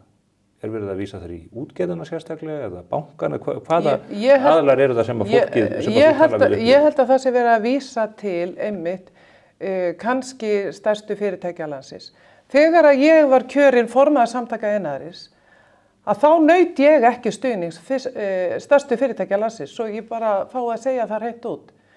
það var eftir mínum starfskröftum óskað af grasrót samtaka iðnaðarins sem að vildi sjá samtökin breytast og vildu sjá svona meiri samheldni þar á milli og margir sögðu það hefur búið að vinna svo mikið fyrir stórfyrirtækin í landinu. Það voru iðnaðarmennirnir á Íslandi og það voru litlu fyrirtæki sem tryggðu mér kosningu í fyrsta sinn sem að ég gaf kost á mér til formanns samtaka iðnaðarins. Þegar þú fellir Svönu Helen Björnsdóttur, er það ekki? Jú. Já. Aðeins að samtökum iðnaðarins. Þú tekur þar við formennsku 2014, þú hafði verið þar reyndar í stjórninni áður. Það eru samtök sem aðallega byggir nú á stórum fyrirtækjum. Það eru samtök sem geta mjög auðveldlega talað sínu máli sjálfs og ég vísi það sem þú nefnir. Þegar þú horfir tilbaka yfir þetta tímabil, ertu sátt við þá baráttu sem að þú stóðst fyrir á þeim tímapunkti? Já, ég er það. Mér finnst ég geta litið bara þakklátum öxl. Þetta var alveg stórkostlegu tími, stórkostleg tækifæri sem mér var gefið að fá að vera og leiða samtök iðnaðarins, langstærstu atvinnurekenda samtök á Íslandi með gríðarlega breiða flóru fyrirtækja. Jú, réttilega eins og þú segir, þar innanborðs eru stærstu iðnfyrirtæki landsins eins og til dæmis Marel, Össur, Álfyrirtækin og fleiri. En þarna er líka lungin af öllum iðnaðarmönnum á Íslandi.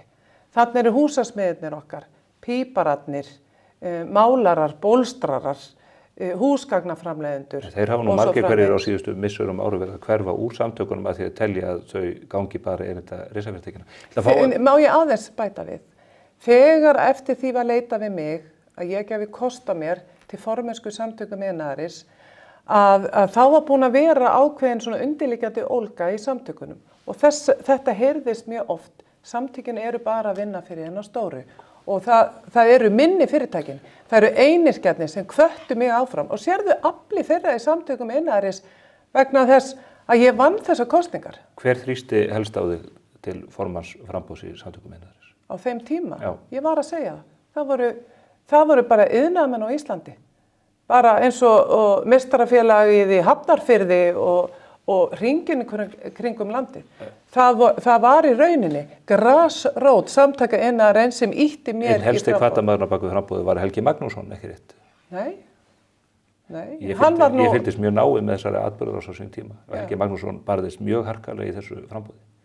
Já, ef hann hefur gert það, þá hefur hann bara litist vel á mig. Já, og þið voru auðvitað í nánum tengslum. Við vorum búin ég kynnist Helga Magnússoni þegar ég kem inn í stjórn samtaka iðnaðarins 2011, þá var hann formaður.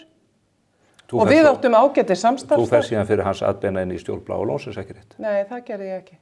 Nei. Þú sast þar það ekki, þegar hann þar stór hluthafi?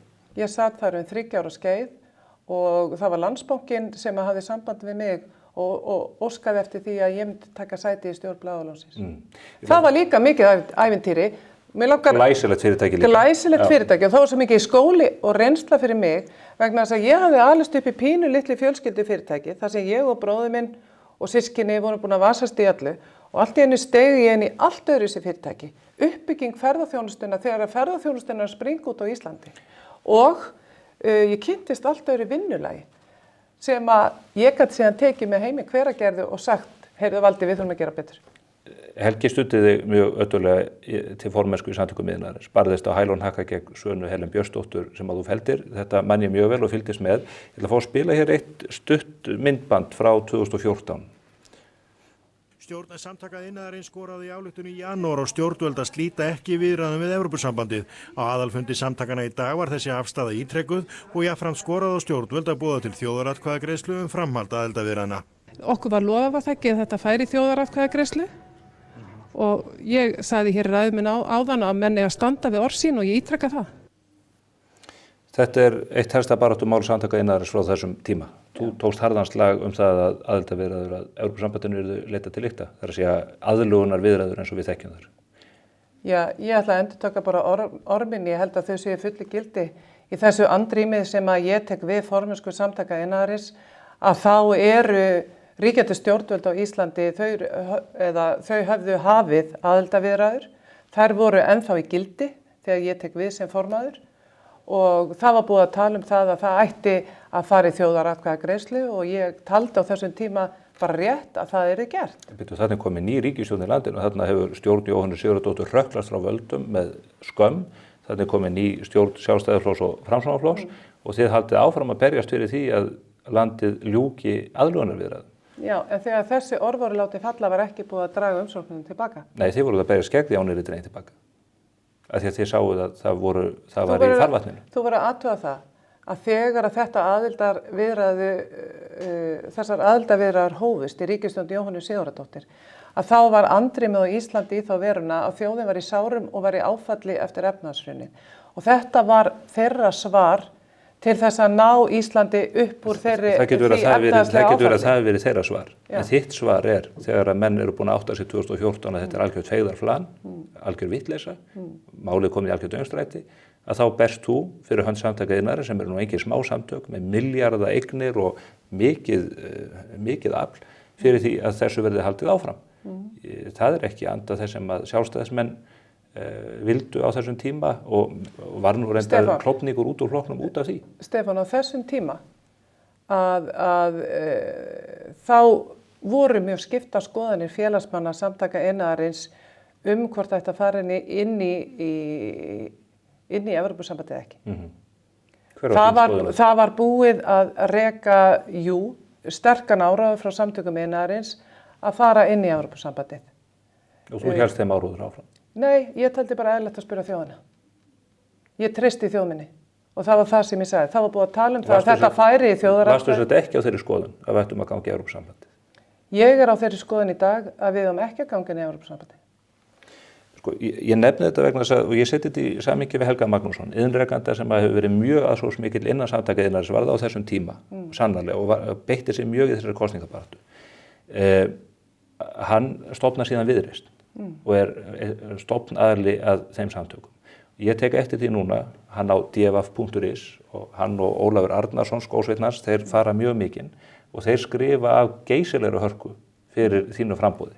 Ég bara velti fyrir mér, telja menn, er einhver ástæða fyrir fólk til að ætla að þú sett veikari fyrir þeim möguleika að ganga í Evrópusambandið heldur en mögulega mótframbjóðandi. Af hverju er Helgi Magnússon enn á ný að taka þennan harðaslag? Ég hef bara ekki hugmynd um það, Stefán. Við Helgi Magnússon erum bara ekki í neinu sambandi. Þannig ég veit ekki af hverju þú ert að draga þann mann hér svona inn í þessa umræðu. Ég bara veit það ekki. Ég bara draga það inn vegna þess að þú talaði fyrir inngöngu í Evrópusambandið og ég geng út af því að menn velti fyrir sér. Það var svo stefna sem að hér hafi verið mótuð og það var svo stefna sem að Samtök iðnaðarins höfðu verið að vinna eftir. Þú ert ekki bundin að því að fylgja stefnu sem ykkur aðra hafa móta. Nú vilt þú verða formaður yfir næst elsta stjórnmálaflokki í landsins. Þarna er ég nýtekin við sem formaður Samtaka iðnaðarins. Og andrýmið í kringu þessa umræðu var allt annað heldur en það er í dag. En varstu þá þeirri skoðun þá að við ættum að ganga inn í Evrópusambandið? Ég var ekki á þeirri skoðun, nei, en ég taldi rétt að það færi fram þjóðaratkvæðagreiðsla. En núna, viltu að það færi fram þjóðaratkvæðagreiðsla um inngöngu í Evrópusambandið? Nei, en ég ætla bara að ítreka það samt að ég hef aldrei hræðst þjóð mína. En ég tel að eins og núna, þeir flokkar sem að sitja í ríkisstjórn, forsætisráðherra Kristof Frostadóttir, þegar hún tekur við formennsku í Samfylkingunni, þá segir hún, þetta er ekki eitt af stóru málunum, þetta er ekki eitt af þeim málum sem að ég mun leggja áherslu á. Við vitum alveg hvar Viðreisn er. Og þetta kemur síðan upp úr dúrnum að þetta verður aðalmál nýrra ríkisstjórnar að það eigi að hlaupa inn í hnignandi efnahagskerfi sem Evrópa sannarlega er. Það voru allt aðrar aðstæður fyrir rúmum 10 árum síðan þegar að var ákveðið að fara inn í þessar aðildarviðræður. Já, 2014 erum við komin út úr þeim aðstæðum að stórum hluta. Nei. Þegar að þú lætur þessi ummæli falla. Þá erum við ekki miður storminu. Ef það kemur aftur að bátum. Leið mér að klára. Ég myndi telja það feigðarflan ef að við ætlum að fara núna og rjúka inn í Evrópusambandið þar sem að hagvöxtur hefur nánast verið enginn. Það er helmingi meiri hagvöxtur í Bandaríkjunum og ennþá meiri hér á Íslandi. Við eigum ekki að hlaupa inn í efnahagsumhverfi sem er lakara heldur en okkar. En ættu að gera það ef Evrópusambandinu gekk vel, ef það væri mikill hagvöxtur í Evrópusambandinu, myndi það horfa öðruvísi við? Þetta snýst ekki bara hagvöxt eða efnahagsmál, þetta snýst líka fullveldi og sjálfstæði þjóðarinnar. Ég tel að Íslandi sé betur borgið utan Evrópusambandsins. Ég get sagt þér eitt, að ef það eitthvað sem eitur í mínum beinum, að þá það miðstýring og forsjárhyggja. Og mér þykir miðstýring Brussel vera orðin allt of mikil í Evrópu, allt of mikil. Og hún íþyngjandi. Og við vorum að tala það hér áðan, af því að ég var að segja að sjálfstæðismenn vilja sjá bákn í burt. En við erum að fá ótrúlegt bákn yfir okkur frá Evrópu. Og þetta bákn í Evrópu að valda því að Evrópu að missa samkeppnishæfni sína gagnvart öðrum mörkuðum. Fyrirtæki í Evrópu að fara þaðan. Þau að fara til Asíu, þau að fara til Indlands, þau að fara eitthvað allt annað vegna þess að þau get ekki keppt alþjóðlega vegna þess að eftirlitið og regluverkið svo rosalega íþengjandi í Evrópu. Þetta alvarlegt fyrir Evrópu. Við erum að innleiða þetta regluverk allt saman. Á stóru leyti erum við að því, já. Það líka fyrir frumvörp núna það. Og við þurfum að gera það vegna þess að við erum með eitt besta viðskiptasamning sem að Íslandi hefur gert sem EES-samningurinn. Ég fullyrði að þetta eitt besti viðskiptasamningur sem að Íslendingar hafa gert. Hann að skila ávinningi okkur einasta ári hér upp á 20 milljarða. Líklega 40-50 milljarða sem ávinningur okkar árlega af þessum samningi. Þess vegna mun ég alltaf tala fyrir honum og standa vörð hann. Evrópusambandið stærsta tolla og vörugjalda batteri sem að heimurinn hefur hort upp á. Þið á vettvangi kjörist, þið hafið tekið harðan slag fyrir tollum, vernda tollum fyrir íslenska framleiðslu. Finnst þið það samrýmast stefnu frjálslyndis og frjálsra viðskipta, þar að segja það sem að Sjálfstæðisflokkurinn segist tala fyrir? Nei, við höfum talað fyrir frjálsum viðskiptum líka í þessu landi. Við höfum til dæmis við gagnrýndum á sínu tíma mjög verndartolla á mjólkurdufti til dæmis og samkeppnishæfni. Þið gagnrýndu líka niðurfellingu á tollum á innfluttan ís. Þið vildu að það bæri háan toll. Við erum að framleiða landbúnaðarvöru í því fyrirtæki sem að fjölskylda mín stýrir. Við erum líklega að framleiða frá svona 15-20 meðal kúabúum á ári afurð eða vöru. Þannig að við erum, og þú getur alveg skoða ársreikninga fyrirtækisins, þeir hafa ekki verið bestin á síðustu árum. Fyrirtæki hefur verið rekið með tapi og af hverju? Það vegna þess að framleiðsla á Íslandi á verulega undir högg að sækja. En lausnin þar að sitja á tolla? Það nú bara þannig að nánast öll vestræn ríki að þau reyna að vernda sína framleiðslu og það einhvers konar tollar. Ég veit ekki betur en að Donald Trump sé að fara í tollastríð við allan heiminn. Ég ekki talsmaður hans hér sko. Ég bara að velta því fyrir mér út frá hugmyndunum frá viðskipti hvort að það sé rétt afstaða og hver afstaða verðandi forma Sjálfstæðisflokksins situr þess. Af því ég held að neytendur hugsi nú frekar talandi ís, mér finnst nú kjörís alveg frábær afurð, en mér þætti líka ágætt að geta öðru hvoru keypt mér Ben & Jerry's eða hvað þetta heitir á einhver öðru verði heldur en maður horfir upp á. Já. En þetta það kerfi sem hefur verið byggt upp í dag til að vernda íslenska landbúnað. Og þú ert fylgjandi því? Ég er fylgjandi því að við verndum íslenska landbúnað, að við gerum allt sem við getum til þess að vera með íslenska matvælaframleiðslu í landinu, að bændur geti verið hér í þeirri stöðu að þeir geti framleitt vöru. Það líka hluta okkar fæðuöryggi og fæðuöryggi hluta okkar þjóðaröryggi. Ísframleiðsla fellur nú ekki undir það. Nei, þú varst að spyrja mig landbúnaðar og ég að tala um þær. Ég að tala um það að hér gríðarlega erfið skilyrði fyrir bændur til að framleiða vöru og vera samkeppnishæfir við stærstu þjóðir heims. Hvernig við erum örmarkaður. Já, það gengur vel í grænmetisframleiðslu til dæmis, nema að orkuverðið þetta hefur rokið upp og að gera mönnum skrá yfir að því að stjórnvöld hafa brugðist í því. Já, það rétt hjá þér. Og það gerðist á vakt okkar sjálfstæðismanna að hér var ekki búin til nóg raforka. Það gerðist á okkar vakt og það mikill ábyrgðar hluti. Raforku verður að hækka hér vegna þess að það skortur á raforku meðal annars. Hvernig dettur okkur það í hug þegar þjóðinni fjölgar hér mest allra þjóða á byggðubóli? Þú bakkaður upp ríkisstjórn sem að gerði einmitt þetta. Þú settist í ríkisstjórn sem gerði einmitt þetta. Sem gerði hvað? Ég bakkaði upp ríkisstjórn. Þú bakkaði upp ríkisstjórn sem að brást algjörlega í því verkefni að afla þjóðinni raforku.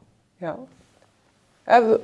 Ef þú vilt orða það þannig að allir ráðherrar ríkisstjórnar séu ábyrgir fyrir því, en við vorum í mjög þröngu stjórnarsamstarfi sjálfstæðismenn. Af hverju slituðu þið ekki? Því var slitið. Já, en seint og síður. Já, því var slitið. Ég tel, Stefán Einar, að það hafi verið mistök að endurnýja þessa ríkisstjórn 2021. Vegna þess að í kosningunum 2017 voru fáir möguleikar til að mynda ríkisstjórn og þarna stigu þessi flokkar fram af ábyrgð. Við fáum yfir okkur heimsfaraldur og ég held að þeir hafi valdið því að í fyrsta sinn í stjórnmálasögunni lifði 3 flokka stjórn heilt kjörtímabil af vegna þess að það kom heimsfaraldur. Fólk hætti að stjórna. Það voru embættismenn sem tóku yfir stjórn á landinu, embættismenn sem nú sitja á þingi og eru orðnir ráðherrar. En andmæltir þú endurnýjun stjórnarsamstarfsins 2021 inn í þingflokknum? Nei, ég gerði það ekki. Ég treysti mínum formanni til þess að meta það hvernig best væri komið fyrir að mynda stjórnar. En ef þú varst á mótið í að mynda stjórnar, af hverju? Ég sagði áðan, ég tel að það hafi verið mistök. Hvers konar stjórnmálaflokk, já, en hvers konar flokkur er það sem að þramma bara í takt við formannin og fram að bjargbrúninni, þannig að það verður ekki neinn orkuframleiðsla og þetta fer allt í klessu, útlendingamálin fór í klessu vegna þess að þau stöðuðu allt. Ég gat nú rétt þau af í embætti. Þau eru nú ekki í lagi nú. Nei, það er vegna þess að nýr ráðherra, hún ætlar ekki að halda áfram þeirri vegferð sem ég hóf. Hún er nú að kalla eftir í fyrsta sinn þið gerðuð ekki. Já, ég kom í gegn breytingum sem að margir ráðherra Sjálfstæðisflokksins höfðu reynt að keyra í gegn, breytingu á útlendingalögum á síðasta ári. Og ef að þær breytingar hefðu ekki orðið, þá hefði þessi kostnaður líklega slegið í 28 milljarða á síðasta ári, en fór undir 20. Það er líka rétt að sá málaflokkur fór úr böndunum á vakt okkar í ríkisstjórn. Þið vorum dómsmálaráðuneyti allan tíman. Já, við vorum það. En ég kom inn í þetta ráðuneyti með það augnamiði að ná stjórn á þessu málaflokki og hvað gerðist? Á síðasta ári fækkaði umsóknum vernd á Íslandi 55%. Brottflutningur frá landinu jókst 70%. Það er árangur. Það er árangur að geta keyrt í gegn breytingar á útlendingalögum sem engum öðrum hafi tekist fyrir en að ég geri það. En það sem er mest vert, að ég náði líka í gegnum þessa ómögulegu ríkisstjórn að gera breytingar á lögreglulögum, nauðsynlega breytingar sem að ég held að Björn Bjarnason hafi fyrst lagt fram árið 2007. Það er líka árangur. Þannig að það náðust áfangasigrar í þessari ríkisstjórn, en það er rétt, við áttum umhverfisráðuneytið og þar náðust líka sigrar hjá þáverandi umhverfisráðherra. Það náðust engi sigrar, Hvammsvirkjun, þetta er allt í klessu. Þetta er allt í tómu tóni hjá ykkur.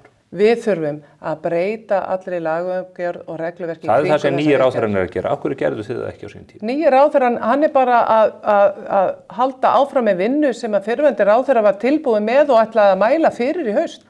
Þetta var allt tilbúið. Ný ríkisstjórn, Stefán, hún situr núna til vors í skjóli fyrristjórnar. Nánast öll mál í þingmálaskrán ríkisstjórnarinnar núna eru bara mál fyrristjórnar. Þess vegna munum við í stjórnarandstöðunni sitja og klappa fyrir hverju málinu og fætur öðru. Var fjölgun lögreglumanna sem að Þorbjörg Sigríður eftirmaðurinn tilkynnti, var það mál sem hún er að taka upp eftir þér? Ég ætla bara að benda á það. Að ný ríkisstjórn kemur hér í upphafi árs, tilkynnir 50 nýja lögreglumenn. Við vorum búin að setja inn í lögregluna á síðustu 2 árum 2,5 milljarð. Núna rétt áður... Það var aðalega að því að það var samið styttingu vinnuvikunar og allt fór í klessu vegna þess. Þið samduðu það. Það var á vakt ykkar fjármálaráðherra. Það voru alla vinnumarkaðins sem sömdu Nei, það var fjármálaráðandi sem samdi við lögreglunni það að stytta vinnuvikuna. Þess vegna þurfti að fjölga lögreglumönnum ef ég maður rétt 70 bara til þess að brúa bilið út af þeirri þvælu allri. Það var hluta kjarasamningsviðræðum stytting vinnuvikuna. Sem fjármálaráðherra undirritaði. Já, og það voru 90 störf sem töpuðust í lögreglunni eingöngu við styttinguna. Þannig að þessi 3,5 milljarðar fór í að laga ruglið sem að þeir stóðu fyrir, en þessi 50 störf sem að Mér langar að koma með það. Í lok míns tíma í ráðuneytinu að þá fékk ég 600 milljónir til lögreglunar til þess að fjölga lögreglumönnum og einmitt að fjölga í samfélagslöggæslu líklega á milli 20 og 30. Svo er hægt að koma og segja að við ætlum að fjölga 50 lögreglumenn. Við vorum búin að gera ráðstafanir til þess að fjölga hátt í 30 lögreglumenn í samfélagslöggæslu, einmitt vegna þeirra ofbeldisöldu sem að hefur verið að rísa í íslensku samfélagi og sérstaklega hjá ungu fólki, að við vildum stíga þar inn að mikilli festu og gera allt sem við gætum. Og þar hef ég mikla trú á því að því verkefni eins og lögreglan lýsir sem samfélagslöggæslu, við færum lögregluna nær börnunum okkar, að lögreglan tengist skólunum og byggja upp traust við ungmennin okkar. Færum aðeins talið að því sem ég nefndi hér upp að máls varðandi stöðu flokksins í Reykjavíkurborg. Þar hefur verið talað opinskátt og menn vita að þar eru mikið hjaðningavíg innan borgarstjórnarflokksins. Það hefur verið skipt oddvita flokksins bara nánast eins og nærbuxur á síðustu árum. Hvað ætlar þú að gera sem formaður Sjálfstæðisflokksins til þess að tryggja það að staðan verði betri fyrir komandi kosningar? Það að ég tel fyrir nýjan formann Sjálfstæðisflokksins algjört forgangsmál núna næstu mánuðum að styðja við sveitafélaginu í landinu og styðja við félagin okkar hringinn í kringum landið að ná góðri niðurstöðu sveitarstjórnarkosningum. Og þar má segja að eitt helsta vígi okkar á sveitarstjórnarstiginu Reykjavíkurborg, við verðum að vinna hann. Það ekkert vígi Sjálfstæðisflokksins, flokkurinn hefur verið í eyðimerkurgöngu þar. Já, það á að vera, það lítur að vera, það eigi að vera okkar vígi. Það er ekki vígi, og hvað ætlar formaðurinn að gera til þess að breyta því? Það er hægt að segja að þetta á að vera vígi. Ég ætla að styðja og ég ætla að láta þetta ganga vel, en hvernig ætlar að gera það á þann hátt sem að núverandi formaður hefur ekki? Sko, í fyrsta lagi að þá verður nýr formaður að reyna að ná hér frið í borginni líka innan okkar sjálfstæðismanna. Það gengur ekki í einhverjum málum sem að fara fyrir borgarstjórn að þar tvíklofnar ekki borgarstjórnarflokkur sjálfstæðismanna, hann þríklofnar. Og ef við getum ekki náð borginni í næstu kosningum, þá munum við náttúrulega líklega aldrei ná henni vegna þess að staðan í borginni með þeim hætti að þetta er svo mikið hörmung að það er átakalegt. Það var líka sagt fyrir kosningar 2022 og 2018 og 2014. Stefán, þú hlýtur að sjá að staðan hefur nú sjaldan verið verri. Já, hún hefur sjaldan verið verri. Hér kemur fólk ekki börnum á leikskóla, hér er ekki hægt að keyra á milli húsa, hér er ekki hægt að byggja yfir fólk og ef það er byggt þá er byggt inn á svölum hjá öðru fólki. Já, og þegar ég tala það er ekki hægt að komast á milli. Hvað ætlar að gera til að skapa friðinn inn í borgarstjórnarflokknum? Hvernig gerir formaður það? Við verðum að ná meiri frið á milli fylkinga hér innan Sjálfstæðisflokksins í borginni. Og ég hef stundum sagt það að meðan að við erum hér í einhverjum fylkingum í borginni og göngum ekki saminu til þess verkefnis að vinna borgina, þá munum við aldrei vinna hana. Flokkurinn er í fylkingum. Það blasir við öllum. Ég hef þekkt þetta starf frá blautu barnsbeini og þessar fylkingar eru endir staðar og verða það áfram. Munurinn kannski þá mér og þér að ég held ég hef bara aldrei verið í neinni fylkingu annar en Sjálfstæðisflokknum. Ég ætla ekki að segja ég hef verið í einhverju fylkingu, þetta snýst þetta viðtal ekki um mig, ég sagði að það hafi fylgst með þessu. Það sem ég er að segja er að það eru tvær fylkingar og önnur fylkingin styður þig og svo er það hinn fylkingin sem styður Áslaugu Örnu. Það er óhjákvæmilegt annað að þegar eru komnir tveir frambjóðendur til forma Sjálfstæðisflokksins að þá verði tvær fylkingar. Það myndast fylking í kringum mótframbjóðanda minn og það myndast fylking í kringum mig. En þessar fylkingar eru alveg óbreyttar. Þú munt þá sækja umboðið til annarra fylkingarina sem er oft kölluð fylking Guðlaugs Þórs Þórðarsonar. Ég veit að þið Guðlaugur funduð í aðdraganda þessa formannskjör og ræddu það hvort að þú verði mögulega varaformannskandidat hjá honum eða öfugt eða hvað það var. Ég meina, menn voru að teikna upp ýmsar sviðsmyndir í þeim efnum. Já, þú virðist nú bara vera nokkuð tengdur eins og þú hefur verið flug á vegg, sko. Það er verkefni fjölmiðlamanna að reyna það. Já, það er mjög gott. Þú vilt kannski líka segja hvernig þetta samtal var? Við getum farið yfir það. Ég held að sé betra að þú farir yfir það með okkur ef það er mögulegt. Í kringum mig núna er bara fólk allstaðar að. Framboðið mitt byrjaði nú bara í Hveragerði. Þar sem að þeir sem hafa fylgt mér í gegnum allar mína baráttur, sem er Friðrik Sigurbjörnsson, Elín Káradóttir, Ingibjörg Sóðak og fleiri, hjálpuðu mér að stað. Og síðan spurðist það út og það komu vini mínir frá Selfossi, Suðurnesunum og annar staðar og síðan hefur þetta sem þú vilt kalla fylking í kringum mig verið að stækka og dafna og kemur úr öllum áttum. En er það ekki hjá báðum frambjóðendum? Ég er bara að segja að það eru tvær fylkingar. Hvernig á að sameina þessar fylkingar? Þetta er ekki, menn líti einhvern veginn eins og það sé ásökunartónn fólkinni því að segja að þetta séu tvær fylkingar og það sé óbreytt. Er það trúverðugt að þú segir, ég tilheyri ekki neitt fylking og ég bara stend fyrir utan þetta allt saman? Ég er bara í þessu frambjóð mínum forsendum. Er mótframbjóðandi en það ekki? Jú, örugglega. Og allir þeir sem koma og styðja mig, Ég tek bara fagnandi á móti þeim. Það fólk að styðja mig sem hefur verið í svokallari Bjarnafylkingu og það fólk að styðja mig sem hefur verið Gullamegin og svo fólk sem hefur verið hvergi. Ég ætla bara að benda á það að ég hef alltaf verið ötull stuðningsmaður Bjarna Benediktssonar. Ég kaus hann á síðasta landsfundi og ég lýsti því yfir opinberlega. En þessar fylkingar verður það áfram til staðar? Þó að þú verði kjörin? Nei, ég hef til dæmis talað fyrir því að ef að ég verð kjörin formaður að þá vil ég breyta til dæmis stjórnskipulagi flokksins. Ég tel að leiðin eins og við erum að velja okkur forystu núna að hún dýfki gjánna á milli okkar. Hún valdi átökum félagunni í Reykjavík eins og kom fram í fjölmiðlum í síðustu viku. Hvernig vilt þú að formaður sér kjörin í beinni kosningu allra flokksmanna? Ég vil allavega skoða aðra leiðir mjög gaumgæfilega hvernig við getum aukið það lýðræði í flokknum okkar, hvernig við kjósum okkur forystu. Ég vil skoða það. En þú ert ekki með konkrét hugmyndir þar? Ég vil alveg skoða þann möguleika að almenni flokksmenn geti komið. Núna erum við með nokkur 100 manns á biðlistum að fá að komast inn á landsfund og geta það ekki.